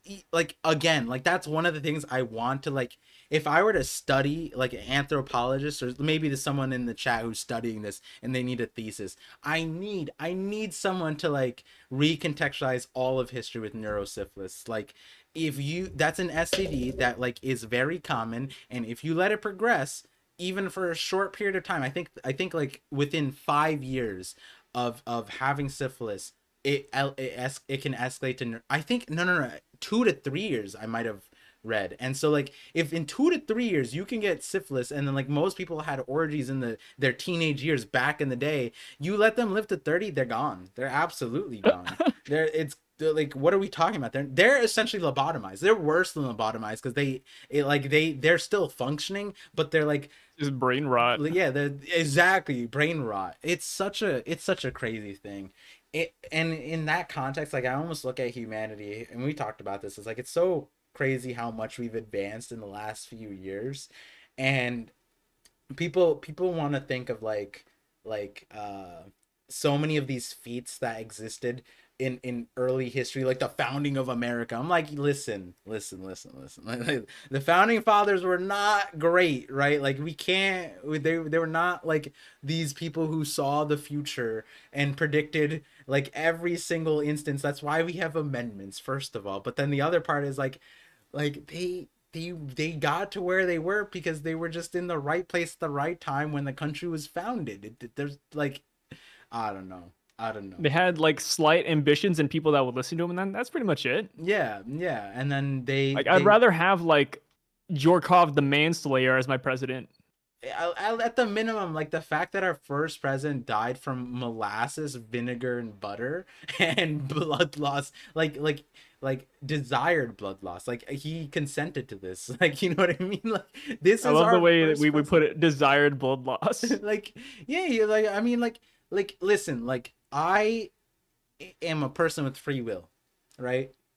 Yeah. And I like to think that, you know, I don't have like a medical background, but I have something called common sense. I have like instinct, right? But that was common sense back in the day. No, but okay, so common sense. I have instinct, right? Like you're telling me Yeah. George Washington fought in war, right? Didn't have the instinct to fight against these doctors and like, hey, maybe like draining myself of blood isn't like the best thing for me, right? Like I like to think that the common man nowadays, right? Like even nowadays, people with no medical background, like graduated middle school, didn't even go to high school, they would sit there and be like, yeah, maybe like this isn't how I solve a common cold. You know what I mean? Like I have a headache, doctor. You don't have to hit me in the head. yeah, like I feel like that's like an instinctual thing. I don't know, but like right like you said, like it was common sense. That was their common sense. And yet we somehow like erase that from our purview of them and go like they wrote the Constitution. They clearly know everything. Man, they had the That was so easy. The Constitution's so easy to make. and Like they, like it's just it's rules written on paper, and they have to be wow. amended. Like or not amended, but you know what I mean. Like the meaning of the Constitution has changed over the years too. It's like come on, Yeah, and people they're not hold omnipotent. that to like the highest degree. It's so crazy. Did we talk about that on the podcast last time, or was it off the podcast about how like I think it was off the podcast. off the podcast about how like one of the biggest pet peeves is when someone's like, well, that's the law, and like you can't do anything about it. It's like, wait, no, hold on, we have a system to do something about it. Like that's the entire point. We need to do something about it. Yeah, like if you don't like a law, like you can get it solved in a proper way. It's you just gotta like you don't just look at the rule book and be like, yeah, that's how it be. Yeah. We There's didn't such have thing as new precedents, believe it or not. yeah, there wasn't what like however many was it 26 amendments or 27 amendments? Well, however 28 people are gonna be like, oh, pardon doesn't know 29, the 29. amendments. 29. When was the last amendment? Actually, was the last amendment women rights, or was that was like 14 or 16 or something like that? No, my headcanon is that one never happened. Oh no. Oh no. Let me look up the last amendment. Last US amendment. When was that? Is it when was the 27th? Watch this be like the amendment? 50s. Wait, it was 27 amendments, wasn't it? Not 29? Not 29. I Hey. remember 27 was in my head. I'm Asian. I get like a free pass. 1992. What was this amendment for? I'm kind of curious now. That's kind of recent. I'm proud of us. I don't think it's recent enough. Yeah. I still don't think it's recent enough though. Yeah, considering the internet was like literally invented after this, we needed one internet amendment, right? Like something. It's like how people are saying like the AI thing is going on. They're like, oh, we need to slow down the progress of AI. It's like, no, we just need to fucking start, talking about AI and like having solutions and shit. And like laws set in place before it gets to certain points. 27th no return. Amendment. I wonder how many people know this off the top of their head. And like if ain't no way people know this off the top of their head. Of our viewers, I feel like some people would. There's definitely some people in our thing. Okay, so this is what it is. Prohibits any law that increases or decreases the salary of any of members of Congress from taking effect until after the next election of the House of Representatives has occurred. What kind of cursed amendment is this? Yeah, wait a minute. That doesn't benefit the common man. Hello? It is the most recently adopted amendment, but was one of the first proposed. What in the goddamn fuck? Wait, who proposed that shit? No, that's definitely a member of cabinet, right? Wait a second, is that real? This is real. That's pretty cursed. This isn't even an amendment that's like, because look, when I think of Constitution, right, like when you get arrested, it's like, you plead the fifth. Why? Because that's something everybody should know. First Amendment, Second Amendment, all those things, freedom of speech, right? Because that affects everybody in the United States. The 27th Amendment does not matter for you and me. No, it's like something only made for the higher ups. And that's in the Constitution. Like, why can't that just be a law? Why is that in the Constitution? Can't that just be a law? Not even it doesn't have to be even like a law. It could just be like a mandate. Yeah. Wait, I'm so confused. Close. Maybe like I need to go back to school because like correct me guys in the comment section, like what was there like a actual, like was there like a did this need to be implemented? like was society struggling, probably, like, you know what I mean, like. Was this one of our great conundrums? Because like wasn't one of the amendments like literally giving women rights, and then you have this one where it's like the Congress can't. We need to get paid more. I got to make sure I get my vacation days. How is this in line with freedom of speech? And then we go all the way to the 27th. It's like, yeah, even though my paycheck, don't mess with It's me. Like, it's give and take par. If we wanted women's rights, which we could still debate if that's right or wrong, we need to give the Congress members their vacation days in Honolulu. this is crazy. Apparently, it was called the Salary Grab Act. Like at one point, like that's so crazy They're that grabbing the was. taxes. This is crazy. What in That's the. actually hilarious. Oh my goodness. But like I I kind of, not that I see this as a weird thing, but that was actually something that recently came up where it was like the oh, we talked about it, the superintendent, like the superintendent of a school district makes insane amount of money, which is like, I get it, but then it's also kind of crazy because it's like a random school district can just like their superintendent makes more money than the US president. It's like I forget what the US president makes, like what, 500,000 or like something. I think it's I think it's 400. 400,000. Yeah, Yeah, something around there, right? And some superintendents, like especially in states like California and New hitting York, the mill. they get millions. Yeah, and it's like that's just their salary. And I'm like, wait, like I get it, like money's like a weird thing, but like you would think like the US president would make more, right? Like not that it should be an incentive, but it's also like it's the US president, right? Like they Yeah, it like almost looks bad if we don't pay our president in a way. Maybe yeah. that's just me, but like, when Like the when I thing think of like a is, leader of a country, it's like, oh, like I'm thinking like a golden castle or some shit, you know? I'm not even thinking about that, but like it's like they're the U.S. president. 400,000, 500,000 doesn't make them relatable, right? Like if the point is to keep them connected to their like common man, it's like 400,000 is not doing that to That's people. still a lot. Yeah, that's a lot, Like but it's that's a also lot of like money. if we're But giving they're them also that much, like what like like a TikTok influencer makes that much. yeah, no, 100%, like more than that, way more than that, and I Yeah, get it. Bella Poarch makes more money dancing on TikTok. And it's like you don't have to meet that. I get it. Like the U.S. president doesn't need that, but like, have we like has it scaled up with inflation too, or has it just stayed? Because like four hundred I think it thousand. stayed the same. Okay, because like four Ain't hundred no way. thousand back in like the 1900s. That's like Rockefeller money. You know what I mean? That's like a big Yeah. baller, big kahuna, right? But nowadays it's kind of like your average Joe on TikTok kind of like can slap together that much money in a year, which is like kind of disgusting. Or on Snapchat, we talked about Snapchat the other day. Like they're making that these Snapchat You stories. could pay what is it, like post a picture of eggs Benedict and that's it. You Yeah. make more than the president. Oh my goodness. And like the president has methods of making money elsewhere, which is up to them. But the thing is, it's like that's up It's to not the their. salary though. Yeah, yeah, and it's almost like you would almost expect them to not rely, because like where it comes in, a lot of people talk about our Congress people is like they make a lot of their money through stocks, right? And the thing is like Yeah. they have the power to like also. To change the legislature to help their stocks. Yeah, and even if it's not that, The they know insider what's on trading. the table, right? So like it's like Yeah. if they see a certain bill, they can skirt the laws because it's like they see a bill that they know is going to go into effect in a year or 2 years, and it's almost on their prerogative to table a bill, to come together as a committee and be like, hey, we'll talk about this in 2 years. Let's all buy stocks and put it in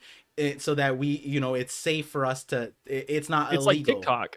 It's like the TikTok ban. Like who knows? Like if I was a part of that committee that was trying to ban TikTok a year prior, because obviously it does the whole thing just doesn't come out of nowhere. It's on the docket. Yeah. I'd be like, hey, I'm just gonna buy up some Facebook stock. Yeah, I yeah. heard they're doing their reels. I mean, I might as well buy up some stocks. Yeah, and it's like that is unfortunately how it works. But you'd almost think if you paid them a normal amount, you would stop them from needing that. Which like Congress people don't make they don't make an absurd amount of money They regular. make a very modest amount, but nothing like They don't need to be celebrity status, but Yeah. they don't make celebrity money. Yeah, the thing is, like, for me, I think what makes sense, especially for like Congress people, senators, is like they should like we should foot the bill for security for like a lot of them, which is like, I wouldn't be upset if, but the thing is like they have to get separate housing, all this stuff, different things, and the crazy stuff that like some of these senators have to deal with protecting their families. I get that. There's no real way to solve that in the modern era either, too. But then, like, when you scale it up to the president makes $400,000, $500,000. It's like, huh, like this kind of none of this kind of like makes sense really, because you're not like, yeah.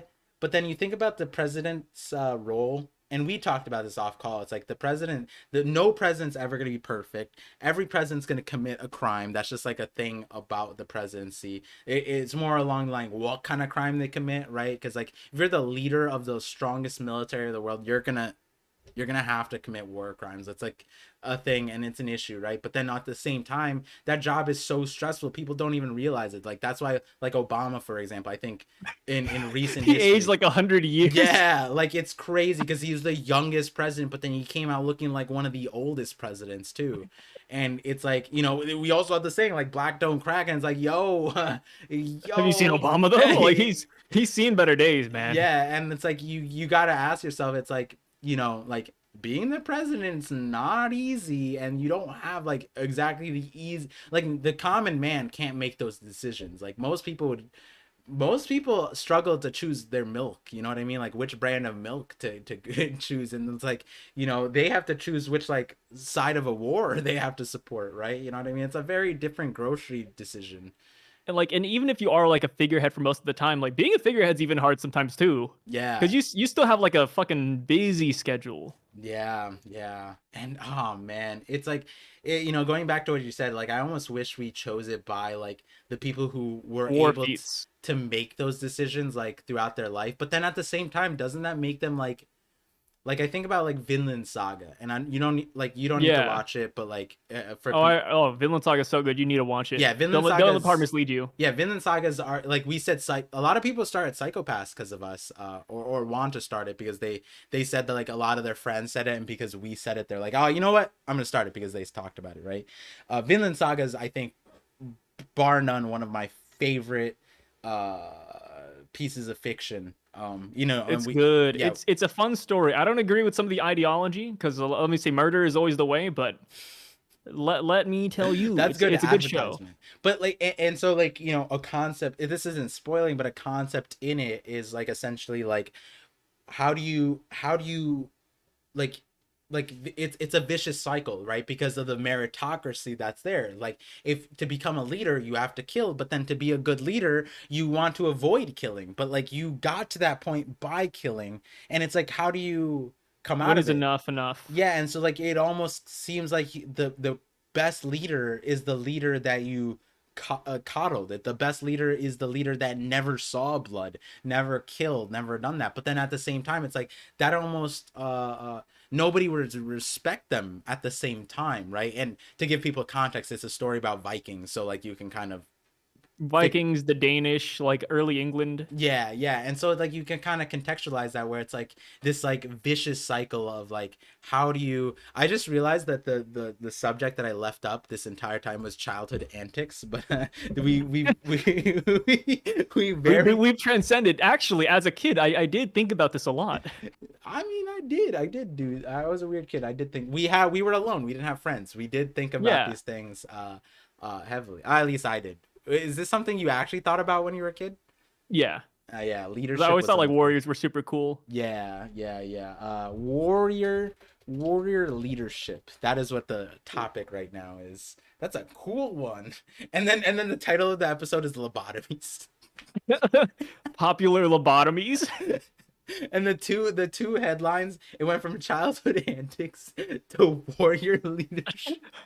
Wait. We should title the episode "We Got Lobotomies," like super clickbait, and then it's a picture of me and you like, oh. Oh no.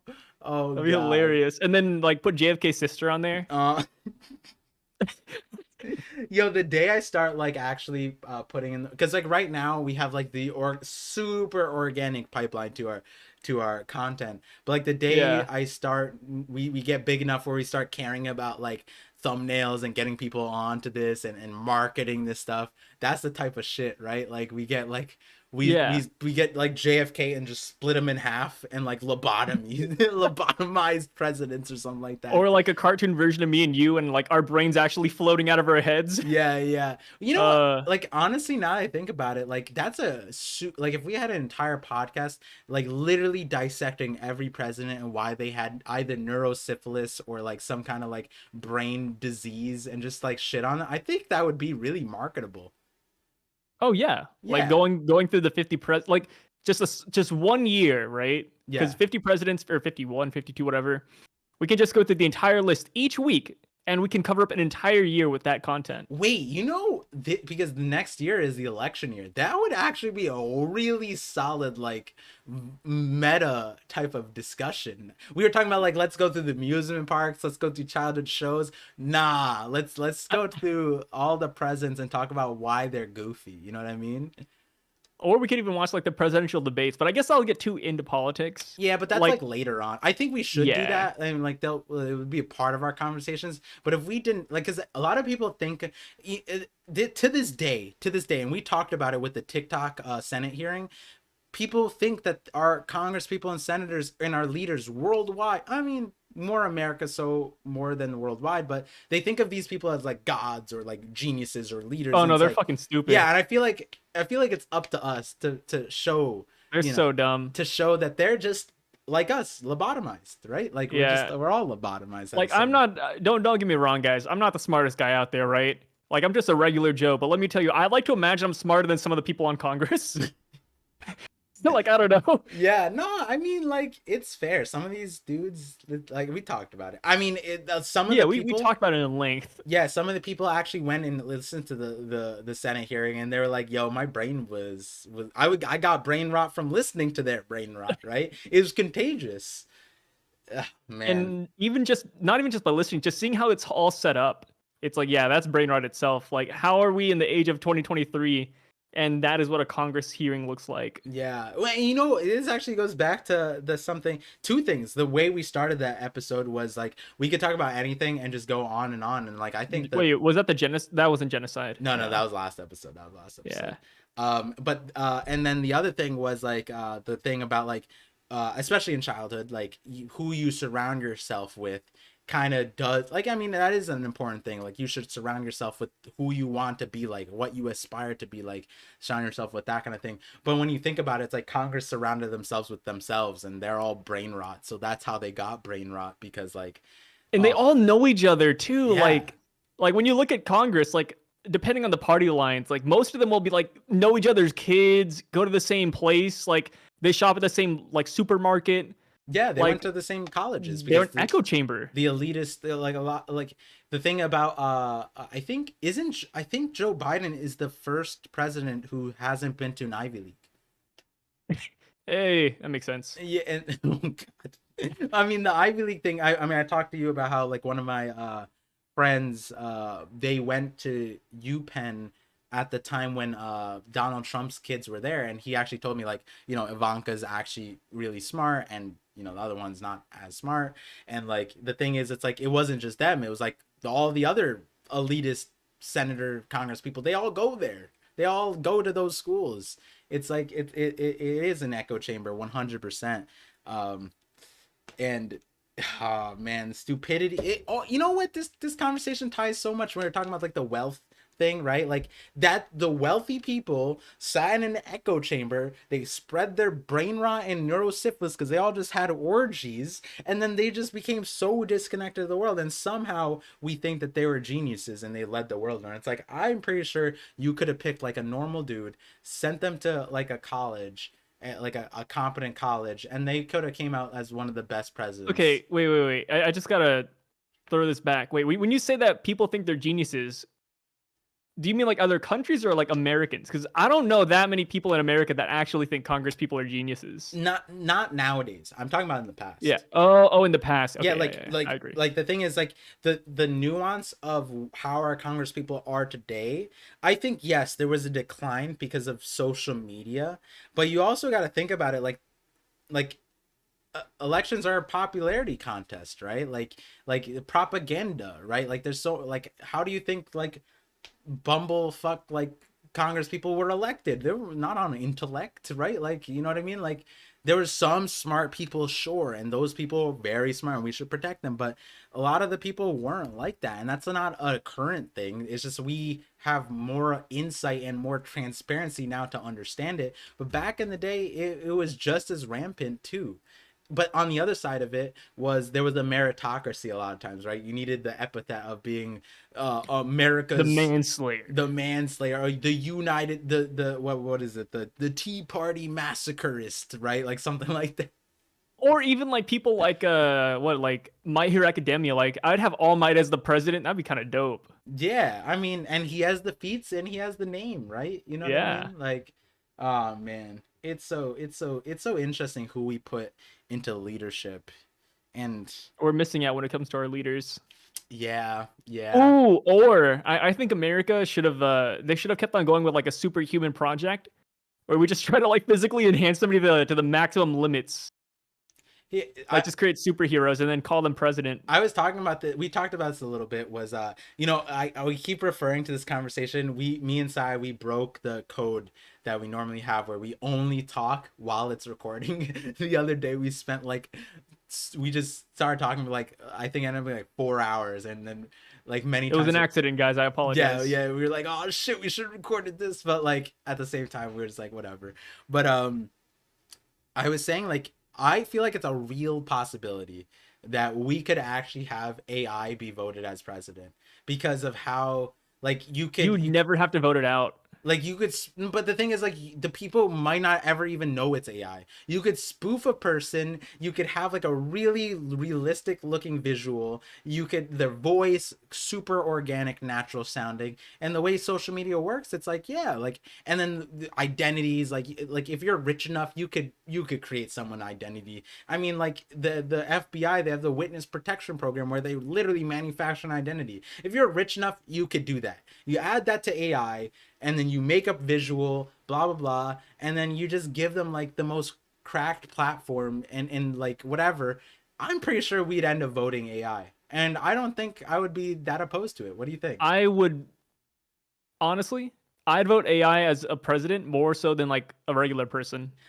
Two questions. Do you think you would be smart enough to figure out it's not AI? What do you mean? Like if they pulled out all the bells and whistles of humanity, right? Like everything that you think that like you know how like people think like the vaccines had tracker chips in it. Like I Yeah. wish we were smart enough to like be that intelligent, right? We're not. We're absolutely not. Neuralink just got shot down because it's not safe in humans, and Elon's like oh no, right? But like you know we're not that smart yet, right? And I'm saying, but like we have the technology to do so many things and we just don't do it. And if someone were able to put all the finances, all the tech, everything, we got the best of the best on it and created this AI person, and they ran. And do you think you would be smart enough to figure out during the like before you voted them, that they were actually AI? I'd have to like it depends on the year, right? Because if you asked me this like 2 elections ago, I probably wouldn't care. Mm-hmm. Like it would really depend on how much attention I pay to it. Mm-hmm. And like That's nowadays, scary. I can sniff out AI Yeah. easy. Mm-hmm. But AI is only going to get better. So like let's say this is like 8 years from now. Maybe 8 years from now it's so seamless that I won't even tell. But that's the thing, like if I can't tell them, you know what, that's fine. I would not mind an AI president that we would never have to vote out. I think just having one autonomous like leader Yeah. is fine. And you know, I hate bringing up psychopaths again, but it works. It works. Might be a little bit of a spoiler, but it works. So here's the other question, and you already kind of answered it. If you knew it was AI before you put the vote in, right? I'd vote for it still. You'd vote for it, right? Yeah. Okay, but what if you really like the human president? Like right now, you don't like Biden. A lot of people don't like Trump. Whatever, not the best candidate. Not the last few elections. It was always like which one's the worst, One or the other, or the best evil, right? Essentially, right? But what if there was an actual good human candidate? You really like them. and then there was AI. Which one did you choose? Shoot. So when I say AI, I'm not just thinking of like, oh, it's only AI. I would like to imagine that Their vice president's a there person. yeah, the vice president or the assistant is a person. So that Mm. there's somebody there to like check it, right? Like maybe we follow AI like 90% of the time, but there's always a person behind it saying, "Oh, like yeah, it's a good idea. No, that's a bad idea. Ooh, we should do this. Maybe not that." Unless the AI gives like a really good response, but I don't know. Did you end up watching the yogurt Love Death Robots? Remember Love, was it Love Death Robots? That's what the name of the series is. Yes. Did you watch the I yogurt did episode? no. Okay. So two things. This is something I actually wanted to make content on for like my actual channel was Love Death Robots because that's so much fun. And I saw that a lot of people just don't understand the episodes, and like for me, it's like I saw some reviews and like theories or whatever, and I'm like, this is so bare bones. Like you could go so much deeper than that. And so I'm like, damn, I should make content on it. But what it is, it's a Netflix series that's kind of like a I forget what the actual what kind of fiction content it is, but what it is essentially is a bunch of disjointed stories, whatever, that random studios just make. So like like Like an anthology? anthology, that's what it is, right? And so it's a bunch of random studios, indie studios that just get a project from Netflix and they make a story, whether it's their own story or whether they're just animating it. I'm sure there's variations in between. And one of my I think my all-time favorite ones, and I highly recommend you guys watching it. Not all of them are things that you'd resonate with them. Me and Sari both agree there's some dumb ones, but there's some really really good Oh, ones. it's 50-50 with that one. You're gonna have to pick and Yeah, choose. I like Look at the ratings. Look at the ratings, please. yeah, I like all of them for what they do, but I don't like all the stories because I like the fact that like Netflix is boosting up a random studio. The studio gets some shine, they got some story, but let me tell you, some of those stories are scuffed. Some of them stories is Garbo. yeah. And the animation is even more Garbo. Yeah, and animation's hit or miss too because it's like, I like to think I'm very I have a I'm very generous with what kind of animations are. I get some people like different kinds of animations. But that being said, my favorite one of all time is this one about yogurt. And so I'm gonna spoil it because you guys can watch it and it's so much fun. They kind of just tell you what it you it's the fun part of it isn't necessarily like the suspense or the spoiler. It's just hilarious where it goes to. But so essentially what it was they took a bacteria. So like like yogurt is like a culture of probiotics, like bacteria, whatever. And so Yeah. they ended up creating a super probiotic that ended up like some scientists ended up bringing it back home on accident. Like she swapped it out at the work fridge and she ended up bringing it back home, and it ended up and ended she put it, I forget what she did, she made like a parfait with it, and it ended up like for whatever reason it ended up speaking to her and she freaked out and she was just like, what? And then the yogurt's like, take me to your leader or whatever, something like that. It was like super like Yeah. basic, but it was like it was the start of sentient yogurt. And so the yogurt ended up being brought to like Congress or Senate, whatever, or like a round table with the United States. And I forget the transition to it, but to paint out the whole picture, it was just like, take me to your leader, and everyone was like laughing and whatever, and it was just like, it basically said something like, it had some kind of way, it ended up developing into a point where they were able to like take over people and take over the world essentially, and they ended up negotiating with the United States, and the United States was like laughing, like the president, sitting president there was like laughing at it, and it was negotiated like, listen, if you don't listen to me, blah blah blah, this blah blah blah, and all I want is Ohio. And it was like, wait, what? And then so they Oh, I think I've seen this actually. Wait, yeah.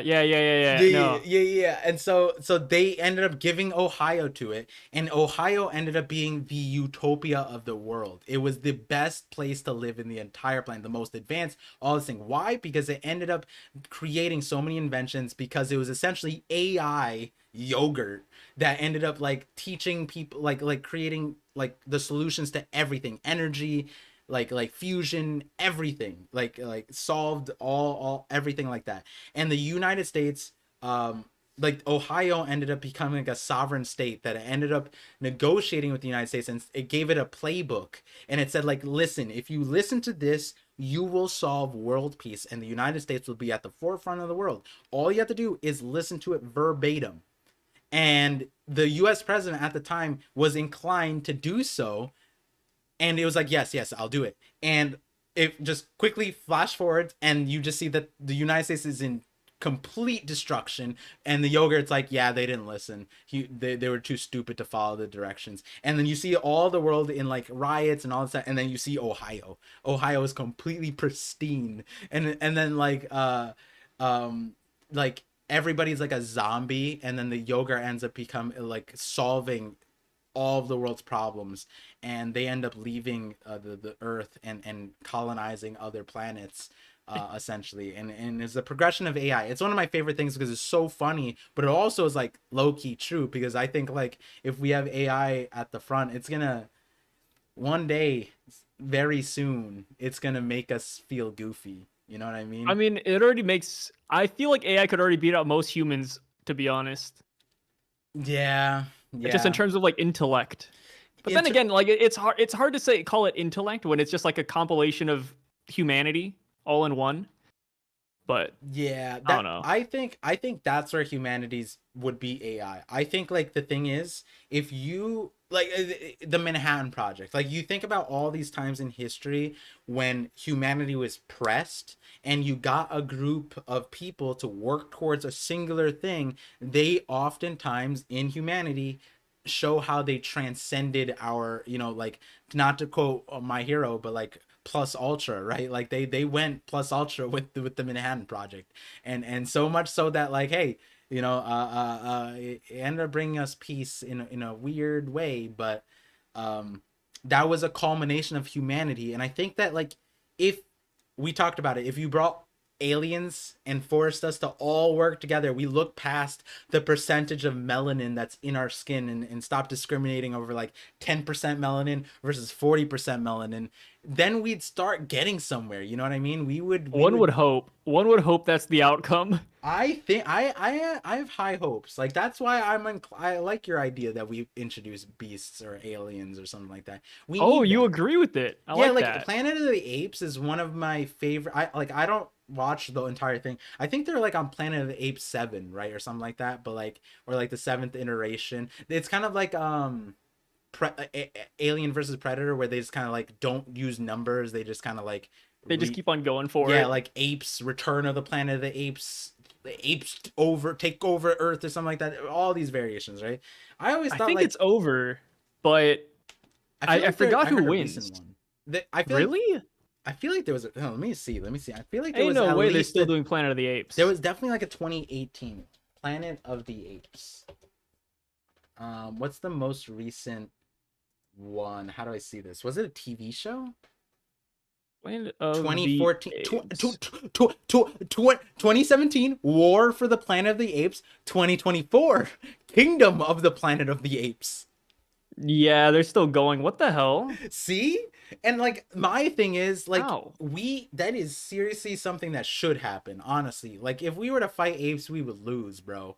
Instantly. Absolutely. No You don't think shot. we'd stand a chance? No way, bro. You're telling the thing is like with nuclear strikes, like, yeah, like we have them, right? But the process to do it is so difficult. The apes would beat us first. 100%. We can't stop them. They would be able to climb all of our buildings and just infiltrate all of them, right? Like, we How don't many have bullets do you think an ape could take?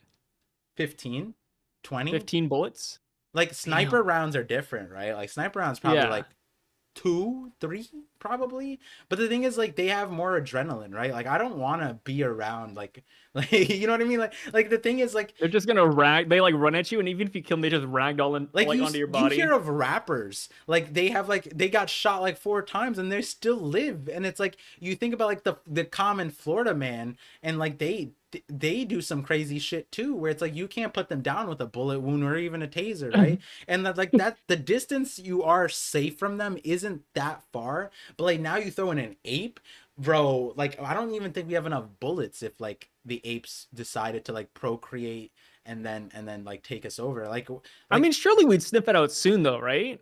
Because we vastly outnumber apes right now. listen. Here's my thing. I think that there's a large percentage of humans that would like be on their side.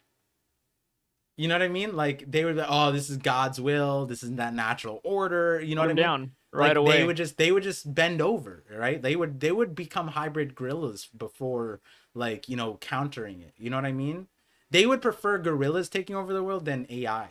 Which one do you think is better? Like sentient, like genius gorillas All or right, AI? hear me out. This is monkeys, so I don't know if like they separate them, but right now there's an estimate of 1.2 monkeys in the world and 1.2. 800,000 apes. Okay, So let me run about it back two for. million, 2 million. Okay, you need to clear, because you said 1.2 monkeys. I was like, oh, we got 1.2 Yeah, monkeys. yeah, one 1.2 1.2 million million. monkeys and 800,000 apes. That's only 2 million.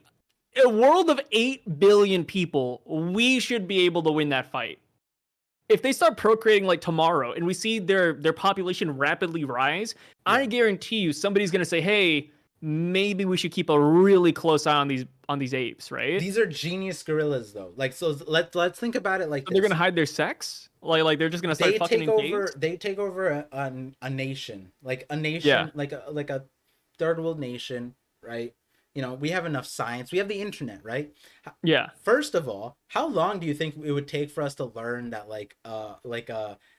these are genius apes? They took over like a random nation. You know what I mean? How long do you think they would be able to hide that? I feel like some nations, like an island nation, If it's an island nation, I think they'd be fine they'd be fine. for a while. Yeah. But if they took over a country or a city, I feel like we'd find out pretty quick. Okay, how about With the this? internet, yeah. How about this? Okay, okay. Oh my God, wait, we should make a Planet of the Apes movies. I think we would blow all of these movies out of the water.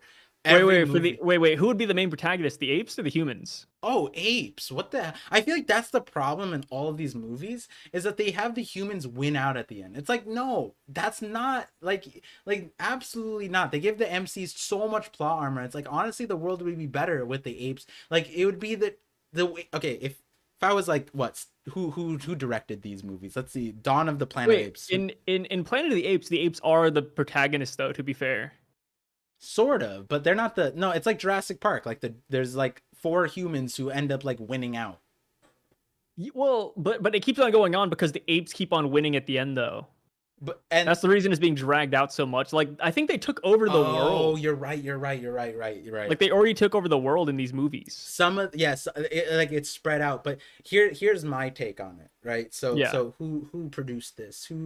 Who is so directed Matt Reeves? All right. Oh, that's actually a big name. So, I'm gonna take what, Steven Spielberg, Tarantino. I'm gonna take one of those names. If I was one of them, and I was directing these movies, I would go the island route 100%. Because the thing is, like, why are a lot of these islands uninhabited?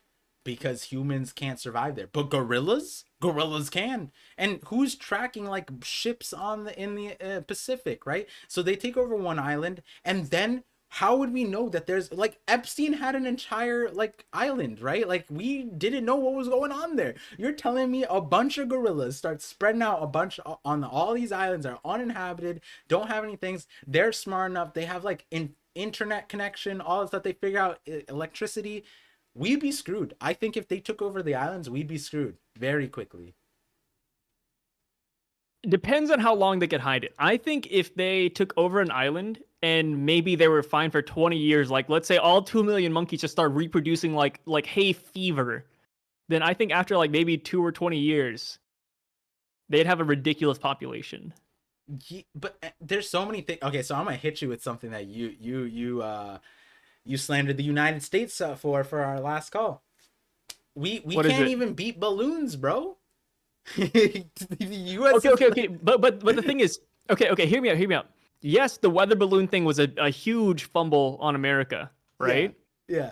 But that's because we were afraid of like the Chinese response and whatever. Who would be afraid of the monkey response, right? Like, let's say we found this island of monkeys, and there's like 3, 4 like they repopulated. They're 4 million now. Uh-huh. I don't think anyone in America is gonna be like, oh, but if we attack the monkeys, like, what's gonna happen to us? Like, what if they retaliate? Are they gonna nuke us? Like, no, we'd Okay, so kill the monkeys. yeah, but what you said is really important. I think we'd underestimate them for too long. I think that's like humanity's biggest flaw is like we just underestimate things, and then it becomes a huge problem, so much so that we can't even handle at that point, and then once we deal with the problem, then we have to resort to like nuclear weapons and type of stuff, right? Like always underestimate things, but then the other part of it is we like who's to say the gorillas would be our enemies, right? I feel like the gorillas would lead towards peace earlier than humans, and we would mess it up. That's the thing. I think we would mess up like becoming equals with gorillas, right? Because we discriminate against melanin, right? Like the thing is, like none of these countries would want to become equals with gorillas. I think that's the main problem. Would you want to become an equal with the gorilla? Yo, if the gorillas were smart, 100%, if they could speak, I feel like if they could speak like and they could like make shit, right? Like I feel like what's the difference? I feel like there's some people Yeah, I think you're right. yeah, like I probably wouldn't mind being equal to a gorilla. I, If they could speak and they're smart, you know what? Sure, why not? yeah, Why like not? they have intelligence, and that's the sad part. Like we like, and that's the thing we need. If we could become equals with gorillas, and the reason why is because they just beat the shit out of it. Like, oh man, do we separate fight clubs? Like, you know what I mean? Do we like the UFC? Do we introduce A gorilla? 100%. Like, but then that's discrimination, right? Like, Oh no, but that's fair discrimination. I think that's so stupid. I've heard that before. wait, Not how have like you heard this gorillas. before? No, No, no. not like gorillas, but in general. Like, oh, Oh, like should we separate these people because they're different bills? Like, yes, we should. Like, but that's oh, discrimination. No, it isn't. It's facts. the It's like having men and women's sports, right? It's like, oh, that's a discrimination towards women. It's like, no, it isn't. they you Get out of here. we were thinking about talking about this subject, which is I'm gonna go on a limb. This is the Wait, wait, most wait, wait, out wait, of wait, wait, wait. pocket But transition. before you go into it, Yeah. what time are we at right now for this podcast? Oh, 211, 211. All right, this will be the last topic Yeah, because I yeah, was like, yeah. this is gonna be this could be a bag of worms. Yeah, no, this is the reason why we wouldn't talk about this too much, especially now, is because it's apparently resolved. The International Athletic Committee declared that trans women, so men who transition to become women, hopefully I said that correctly, are not allowed to participate in women's sports across internationally. Wait, when was that announced? Apparently today. That Oh, really? yeah, I sent a TikTok. And I was like, that was the topic, and then so then a lot of the comments were like, so the international committee chose common sense and announced common sense. I was like, damn, that is it's a rough take, but it's also like the thing that I wanted to talk about with you was the specific story of the guy who who what's it called? Not declared. Declared's not the right word. Words aren't coming to my brain right now.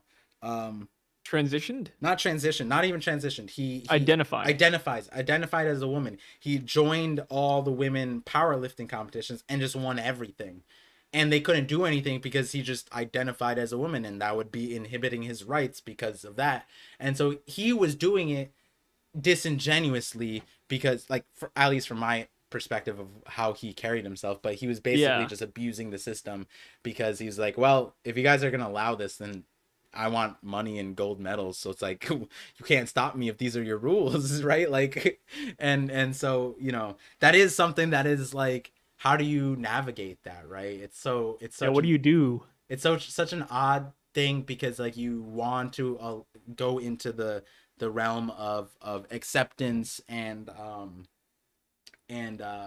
well, allowing these things, but then there's certain lines that that are difficult to navigate. But then apparently the international community is like, yeah, no, we're ending this here, which is interesting. It definitely is Yeah. interesting.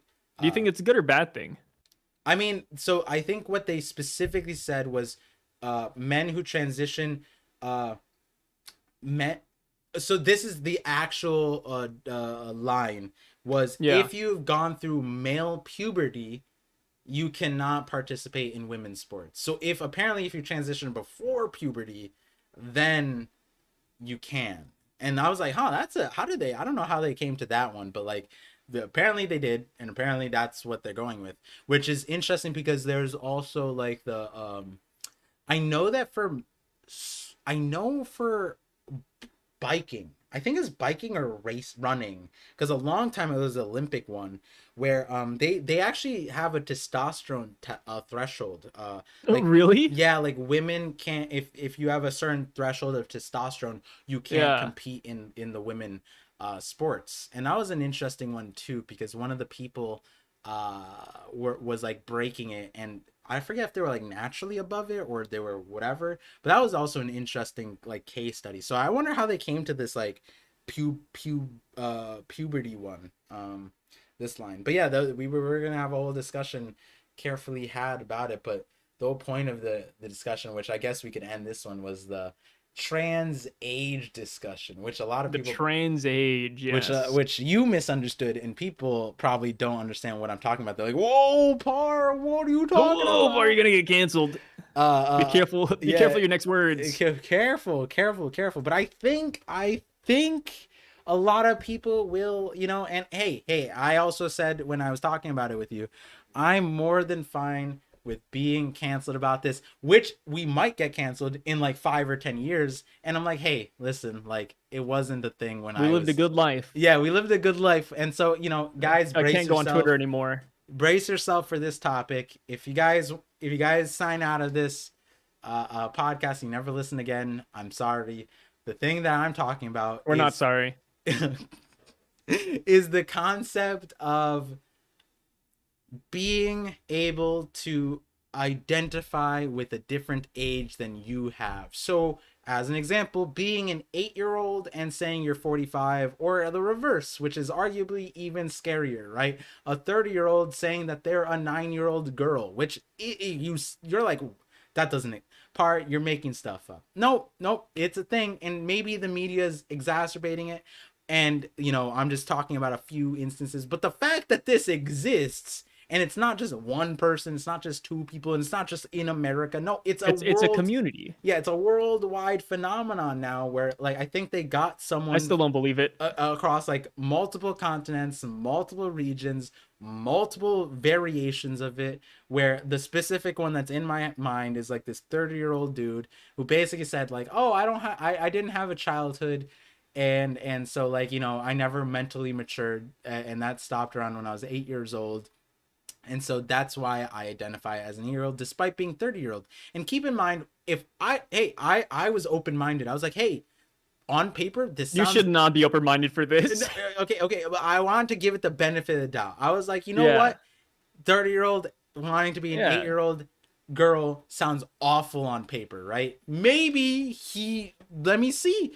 And what I was expecting was like someone who like verbally is communicating like an 8-year-old. No, this dude was full on vernacular, like an adult sentences, like Guy speaking. belongs at a biker bar. Yeah, like speaking full sentences and human rights. I'm like, this doesn't sound like an 8-year-old to Oh, me. this 8-year-old right here. Yeah, and like the only thing was he was dressed like a girl and he had like a doll. And he's just like, and I was like, is that like your only claim to? Is that like your It has to be a idea parody. I of feel like like? that has to be such a parody. Yeah, and then I wanted to think so, but then the news kept on bringing other iterations of this. I'm like, why the heck? And like maybe again, like I saw this in like a YouTube video, and I saw this on a TikTok thing, and I didn't dive deeper into it, but I did see like a few articles, and I'm like, I don't have the time to fact check if these people are real or not. But I'm also like at the point where like this is probably like a real occurrence with given the state of the world right now. like, you know, people meme like identifying as a rock or a bicycle and things like that, or marrying. I remember someone married a tree, and like, you know, I could easily see somebody saying shit like this and actually pushing for that. And I'm like, where does the you know, If I have a kid one day uh-huh. and my kid's like 10 years old or whatever, and then I go to the playground that he's at, and then I see like this grown man in his 50s playing with my son or daughter, and he's like, "Oh, hold up, man! Like I'm not a pedophile. I just I identify as a fellow 10-year-old." I'd be like, "Get the fuck out of here, dude!" Like I'd go to my trunk, get out like everything I have in there, and it would be the end of him. Like, what are you talking about? Yeah, and the thing is, even with that concept, it's so flawed. And I like again, I'm like, you know, when we were talking about like where is the line drawn? How do you go about dealing with that? How did the Yeah, athletic committee deal with that situation? But like in this instance, like that guy who's like 30 or 40 who wants to be eight, that means that he can't work because it's child labor. He can't, like, he has to go back to public schools because that's illegal for him to like not be in school or get an education. Like there's so many different things, and it's like you can't just like you like the guy, does he not understand that? Because like at that point, do we that's where the slippery slope is, because that's where the argument with the rest of the trans community is, because in the past we were talking about it with like some of these women who didn't have rights at the time. They're like, just lobotomize me, but they would rather put people in mental institutions just for being, you know, a person of color or a woman. And then we gave people of color rights, and then we gave women rights, and then you know, it kept on going where it's like, you know, if you were gay, then prior you would get remediated, you'd be put in a mental institution for those things, and it be fixed. And we understand now that like that was improper, right? But like yeah. I remember like talking to like my wife and other people. I was like, are we gonna come to like a time when like we have to like, is my son or like my grandchildren gonna like come at me for not accepting trans age people? Like am I backwards I for would that? I would debate my kids so fucking hard. No way.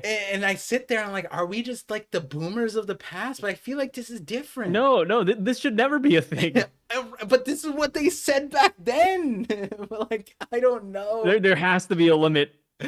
I like We have to stop eventually. what you are saying right now is literally what was said. Women's rights, people of color, gay rights, trans rights, Okay, all of see, those rights. And like, I know I'm on your side. The trans age thing, hey, I don't know. eventually we have to draw the line and just be like, hey, it's either this way or the highway, right? Yeah, yeah. I feel like this is one of those scenarios. Like, hey, we got to stop here, buddy. It's This is where we stop that progression of everybody's inclusive. no. What? There's got to be a line, right? Yeah, yeah, yeah. I mean, I'm with you, but the thing is, like, here, like, let me ask you, do don't you see a world, right? This is why I preface this entire conversation. I could be canceled. Maybe you're absolved of it, right? But now you're in the same boat as me, because you tied. We're on the same opinion length here, right? So future people who decide to cancel us based off of our past, because that's ridiculous. If you decide to do so, just know that you have to cancel both of us. But Hey, if I ever try to, if anybody ever tries to cancel me, I'm not gonna be one of those guys that backpedals on his words. No, I'm 100% down for this. Trans age is stupid. yo, quote me. Yeah, I mean, this ages poorly. This ages poorly, but hey, like maybe this argument identifies as a different age. Let me just throw that out there and meme on it a Yeah. little bit. But Yeah, if I'm like, like 20 years down the line, right? Like I'm in my yeah, like 50s or whatever, and then somebody's like, "Oh, like I heard you don't like it when old men pretend to be 9-year-old girls." I'm like, yeah. "Yeah, no, yeah, what are you gonna do about it?" Like, come on. But like, but Like Twitter comments out the wazoo, like, you "Oh, can. Psy doesn't support this." Do you see like a world where that could happen, where we're just like like we're on the minority of thought, maybe, or like we. This is where we need like a Jehusen, like the Thousand Man Slayer as president. Oh my This is goodness. one of those scenarios, like you know how like everybody's calling out for Superman in like the movies whenever somebody's destroying the city. Yeah. That's gonna be me. Like, where's Jehusen? We Jehusen, put him in power, like please. like you know, I'm of the mindset like I could, as much as I believe in humanity, we've had plenty of conversations, right? We were gonna name this "Doom." We are doomed times three, right? Because we were predicting our conversation on this, right? But I was almost looking at the whole this thing, and I'm like, you know what? 5 years might be too late. Maybe in 3 years, people start wanting No to way. accept it. And I'm like, do No, we no, no. do we have the brain power to push back on it, or are we gonna accept it? And like, let me triple down. Like, maybe this is edgy. Maybe this is spicy. This is the spicy content people Go sign for on. it. And which world is better? A world where we're ruled by apes, or we allow trans age?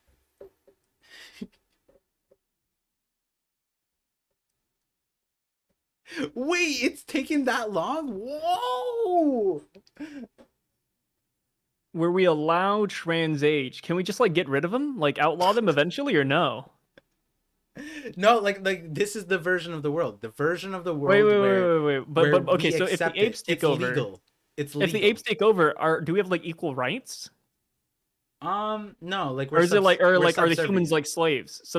No, we're not like slaves, but we're like like they're smart because they're getting back at us, right? With reparations, so to say. Like we I burn just the do rainforest. trans age and just move off the map. Trans age and move off the map. But what if it becomes a global thing? Like, like I'm off the map, dude. I took over a small like island like the apes did. damn, wait, that's I live there with my son and daughter and my wife, and then after they become like 18 years old and they can no longer be attacked by these old men, then I'll move back to society. that's interesting. I thought you were gonna choose the apes. Even No, no, no. But okay, what because if we're the equal? Equal, if then we're you yeah, yeah, yeah. If we're equal, then I'd go with the apes. Cause like I don't, like I don't think slavery's that cool or subservitude is. So despite I his One Piece beliefs, guys. Despite the yeah, one despite my One Piece takes, I'm not a big advocate for slavery or like where we shouldn't be on the same footing. I feel like we all should. yeah. So having all of humanity being subservient to apes, no, no, no. That's not the playbook. Like, yeah, I don't like trans age, but I think it's the lesser of the two evils. What if we do what we did with Australia? So like uh So, hey, I I say we send them to Australia and then the boat just never makes it. oh no, oh no. Side, they're gonna See, be I am of the listening. mindset, bro. Like, what trans age? I no okay. See, my what I meant by Australia was because we're Because by the time they're then criminals. we have new planet. Oh God, not the Yeah, criminals. Yeah, but for those of you guys who don't know, that is the original like settlers of Australia. We sent yeah, like overpopulated prisoners to Australia. Not we, but like white people. yeah. Back in the day, yeah, Yeah, yeah, and so that was apparently the greatest solution that they could come with, and the next iteration, because there's no new Australia, the next iteration would be like Mercury or Mars, right? Like something like that, or the moon, right? Like what if we just sent them all to another planet and they were no. just Because Australia eventually became its own country, right? yeah, yeah, yeah, yeah.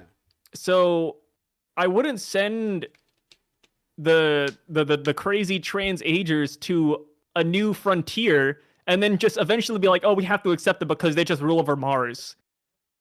Yeah, it's an odd thing, right? Because like that's something, it's What would scary. you pick? What would you pick? Like gorillas over, if we were Yeah, yeah. subservient. I like your option. I like your option. I was leaning more towards the gorillas until you said like, it's not exactly cool. We could just take over an island. I mean, we have. I think we would do solid as island Yeah. leaders, right? Like that'd be. I I think. like to think so. I Yeah. mean, if it's so me and my wife are gonna go on a trip later this year, Okay. and Transition. I Go on. we talked about like, oh, like if the plane crashes Uh huh. and it becomes Lord of the Flies on an island, it's like, babe, I'm just gonna tell you right here, I'm just gonna I might be a murderer at some point. Like we'll be so friendly the first couple of like weeks or whatever, but the minute food becomes scarce, like human leg might be it. I don't know. Wait, like, but you're like on a populated island. No, it's just like a ragtag island. Like it's like Oh. Lord, like actually like Lord of the Flies. Oh, I was thinking like you land on like Puerto Rico and then you just Oh become a no, no, what the heck? No, no, yeah, I was Puerto like Rico, I'm they fine. have society there, Sai. Yeah, Like if there's society and they have like a food source and a farm and we don't have to worry about anything, yeah, they'll just get off my boat. I sorry, I might have missed the part of the sentence there. No, But like I was like have you ever seen like Lord of the Flies or concept or yeah, shows or I know. concepts Yeah, like that? yeah, yeah, Yeah. yeah, yeah. It's like, well, what would you do? Would you be like a peaceful guy or would you be like, No, you have like to survive. Yeah, 100%. yeah, There's yeah, a you have to switch. survive. Like I think we will try our best to survive as a team. I'll be so cooperative, the nicest guy out there. I'm like patting you on the back, like good job, buddy. You chopped down a tree. But the minute people start dying and it's like we cannot come up with a solution as a group, that's when we start breaking off, right? Oh, yeah. Like you No, try your absolute hardest to get along with everybody and have the greater good succeed, but the minute that's impossible, nah. it's I not think it's time to I flip. don't look at it as impossible, more so the moment someone runs counter to like what every like malicious, not even like malicious is one thing, but like you get like I run on a 3 strike system. And so like Yeah. in if you're in survival mode, that 3 strike system is very Like not okay, lenient. Like it's here's a good one.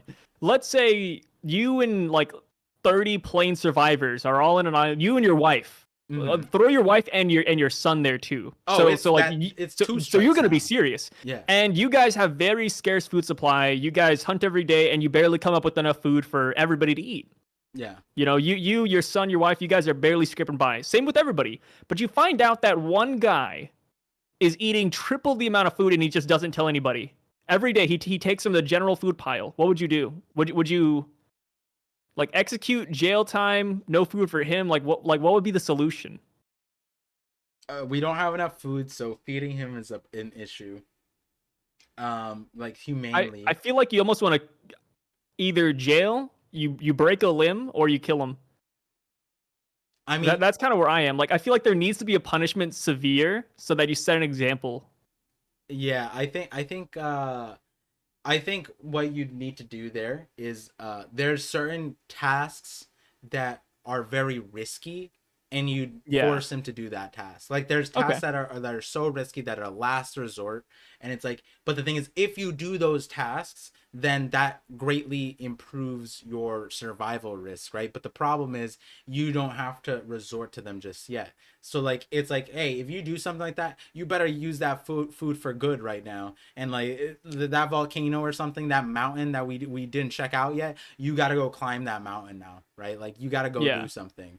You And got to like redeem yourself. yeah, and like we're tying a rope to your ass and like Okay. like we're tracking you the whole time, like that kind of a thing. And like yeah, it's something like that where you're very like you smoke signals or something like that every every time the sun hits the top point, boom, smoke signal. If you don't, Let's say they try to escape.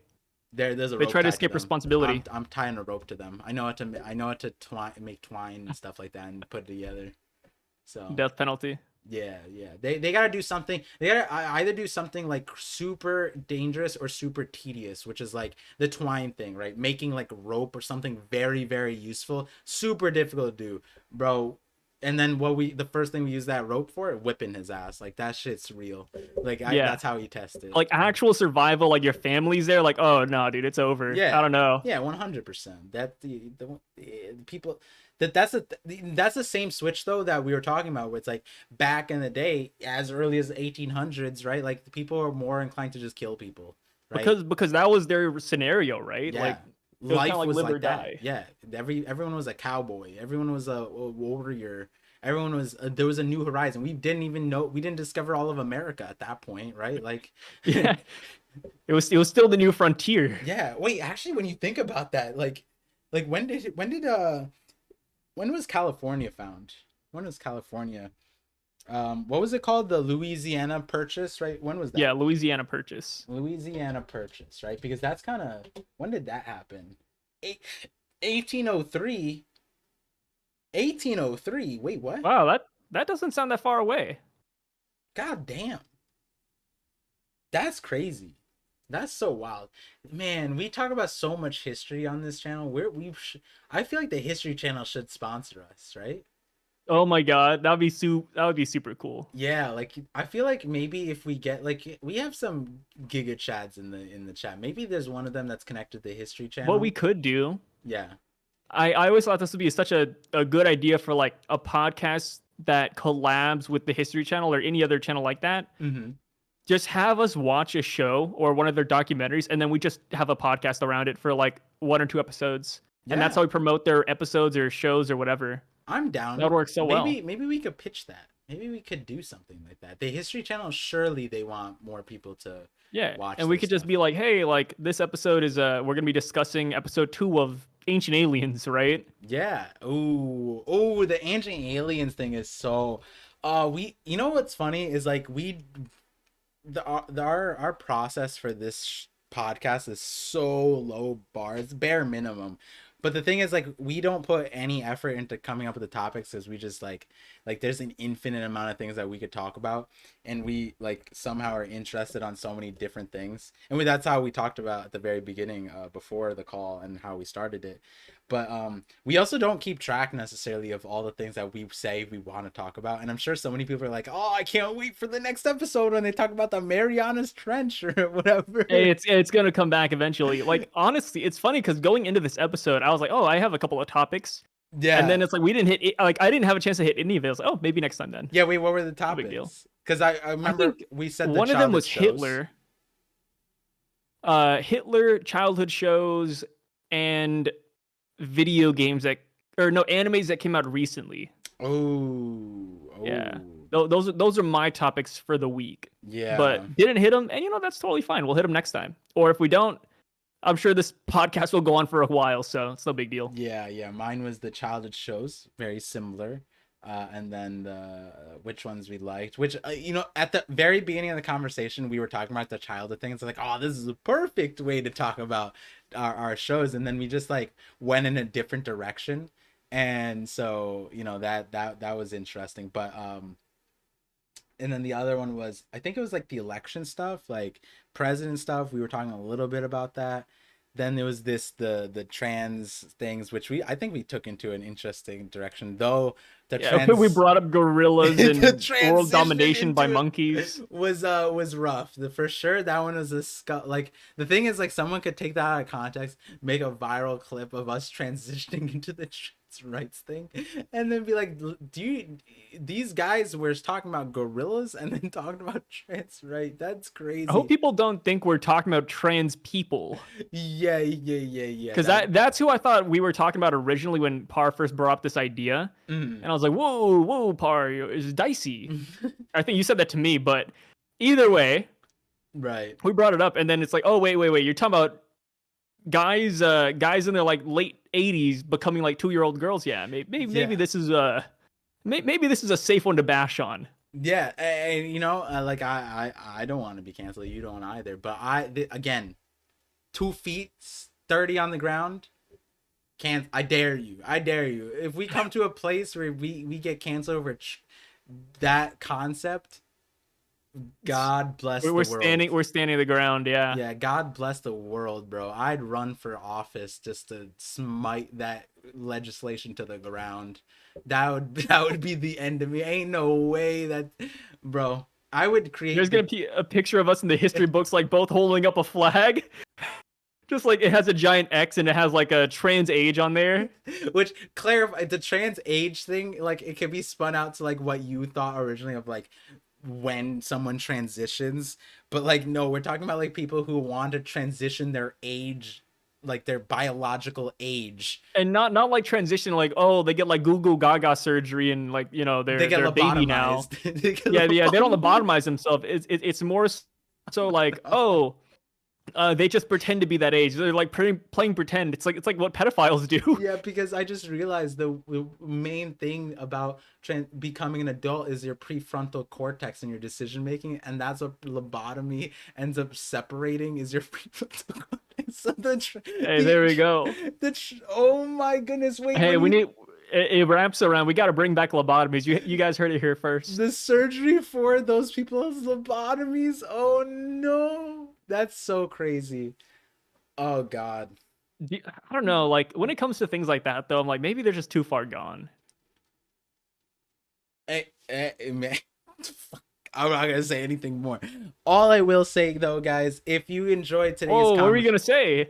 no, we're not gonna say. Wait, what were you gonna say, Par? That I was gonna say that I appreciate everyone who's listening to this podcast, and They're great people. if you enjoyed the conversation today, which I think is thematically close, but we hit some new concepts. I think a lot of people learned a little bit about What would you ourselves. say if somebody that was pro trans age was in this call right, or They're not in this call, but like watching this video right now, they're gonna and be they're like there. super offended? They're 100% there, right? Because we had the flat earther people, we had the ant No, that's a supporters. meme though. You know that's a I know. meme. He's not.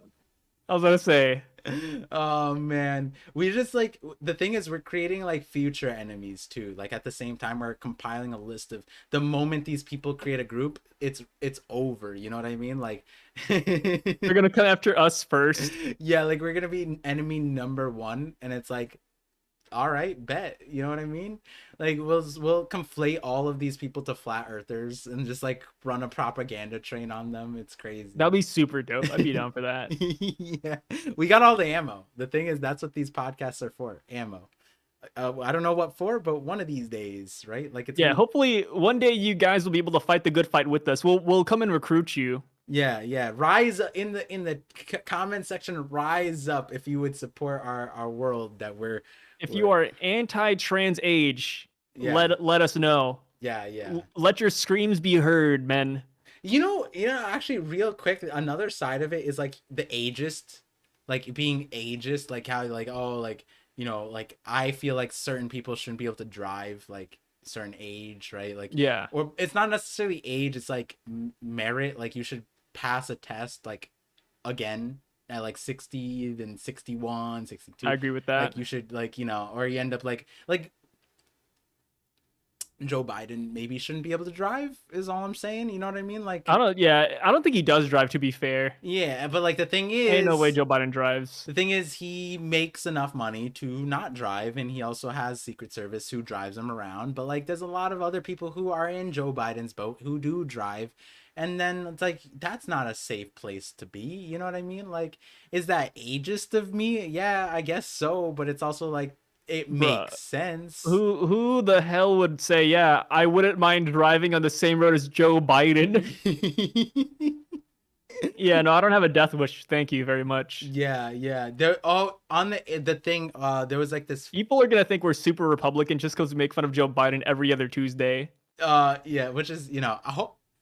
And then they tune into the One Piece podcast, like our conversation, or at least my side of things. Like, this guy is so liberal, and then they tune in here, and they're like, "What?" Someone actually said that they're like, the par that's on the par vision thing is so different to the par on the 50/50. And then my thing is like, there's like a bridge. There's like, I'm the same person. It's the same person with the same ideals on both sides. It's Yeah, different. you're in the middle. Yeah, exactly. Being in the middle, and if you guys are in the middle of listening to this podcast, just know that we appreciate you. We And really appreciate you if you made it up to this point. yeah, two Thank you hours so and much. 40 minutes, and Hopefully we make your day a little bit better, or we just fill in the blank empty space, right? yeah. Like maybe you got a long drive, you're at work, you're playing games, you're doing artwork on the side, and you're like, oh, let me just throw in these two goofballs that talk about trans age and monkeys.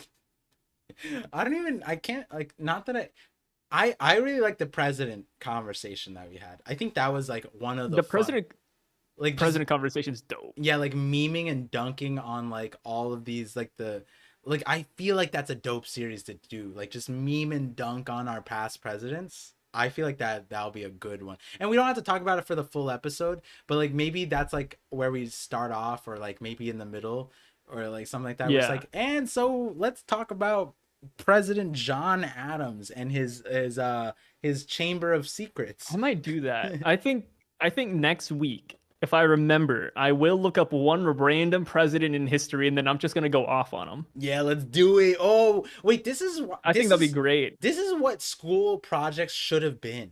Oh man. Oh, that'd Yeah, be just so, turn it into a roasting session. I feel like you learn so much more by roasting someone than like, because you have to know them to be like properly Yeah. roast and Like imagine like in high school, right? You have like a project, it's about Teddy Roosevelt, and all you do is talk about his accomplishments and whatever. That's cool and all, but like you gotta list the faults there too. You gotta make it funny. yeah, funny Like and what real. did he do? It's Did he real. brush his teeth with cow milk? Like who knows? Yeah. And if you guys want to know, tune in to the future podcast 50/50 podcast. Where we will devote a segment of time to dismantling the imagery The Oakley behind arc. yeah. Wait, what'd you say? The Ogliarch? Yeah. What is that? Oakley arc is the okay, now I'm gonna seem still You mean the oligarch? or oligarch, yeah, my Oh, bad. I was like the Ogliarch. Okay, cool. Yeah, my bad. Okay. I was like, I think I pronounced that wrong, so I had to like look it up real quick. Yeah. Yeah, that was one Thank of you. those ones that just innately felt wrong. Hey, I was close enough. I like to think that nobody noticed there was anything wrong until you said something, and they're Yeah, like, like "Wait a minute." you had That's a little dyslexia bit from your suspicious. mouth. Like your mouth just became dyslexic for a second. Hey, it happens. It It happens. happens. Um, but yeah, so now it's break week for the other stuff. I need to make the 50/50 thing. So some people pointed out that we like that another YouTube channel has the 50/50 podcast name, and they were 6 months ago, but they only got to episode 2 and they stopped. So like that was We're the ahead. yeah, that was the statistic I said in like the third or fourth episode, that 95% of podcasts don't make the third episode. So we're on, I don't do the due diligence of counting the episodes, though it's easy for me to find out. And so we'll keep track of that. We'll keep track of that for sure. But And who knows? Maybe if you guys find out like there's a really good name out there somewhere, let us know. We're still in the development phase. yeah, the 50/50 feels cool though, because we thought about merch when we were thinking about merch the other day. That kind of was like, I kind of want 50/50 now. The merch Yeah. idea was dope. And the cool thing with 50-50 is like who's the first 50? Who's the second 50? It doesn't matter. It It's doesn't 50-50. matter. It'll always go back and forth. Like I feel Yeah, like we're not defined by our race, our gender, our or even our age. age. Yeah. I knew it. I We, knew you were gonna we say that shit. transcend it. Yeah, exactly. You know what? Maybe Sai and I are gonna have Yeah. character development, and we will be the progenitors of the move. Oh God. Watch. The next birthday we have, we're just gonna start saying goo goo gaga. We're gonna be like going crazy with the trans age. Like Par's gonna go back to when he was 2 years old. I'm gonna be like a 5-year-old in kindergarten with your kids. Like it's gonna be bad. Please stop me. Have an intervention, Sai. Yeah, please stop us. That'll never happen. I If there's promise. one person I could trust to stop me from that, well, my wife would definitely stop me. I pray to God she would stop me. Like, Bringing up One Piece, which is an anime that's out. In the latest episode, they were like, "Hey, if I'm not myself, please just kill me." That's gonna be me. If you ever see me doing this, just put me down. so guys, if you end up, subscribing, if you end up, whether it's Spotify, whether it's YouTube, and you look for the episodes week to week, and you go on, and then one day an episode's not uploaded, it's because we fell off the deep end. And Yeah, still our wives killed us. Yeah, that's what it is. All right, so with that, we like, I feel like we were gonna end like 15 minutes ago, and then we just kept on going. But with that, guys, thank you for listening. Let us know your thoughts on trans age so we can ban you. Yeah, 100% ban hammer coming in. There's a list. I got good memory. Don't sleep on Yes. that. All right, thank you guys. Peace.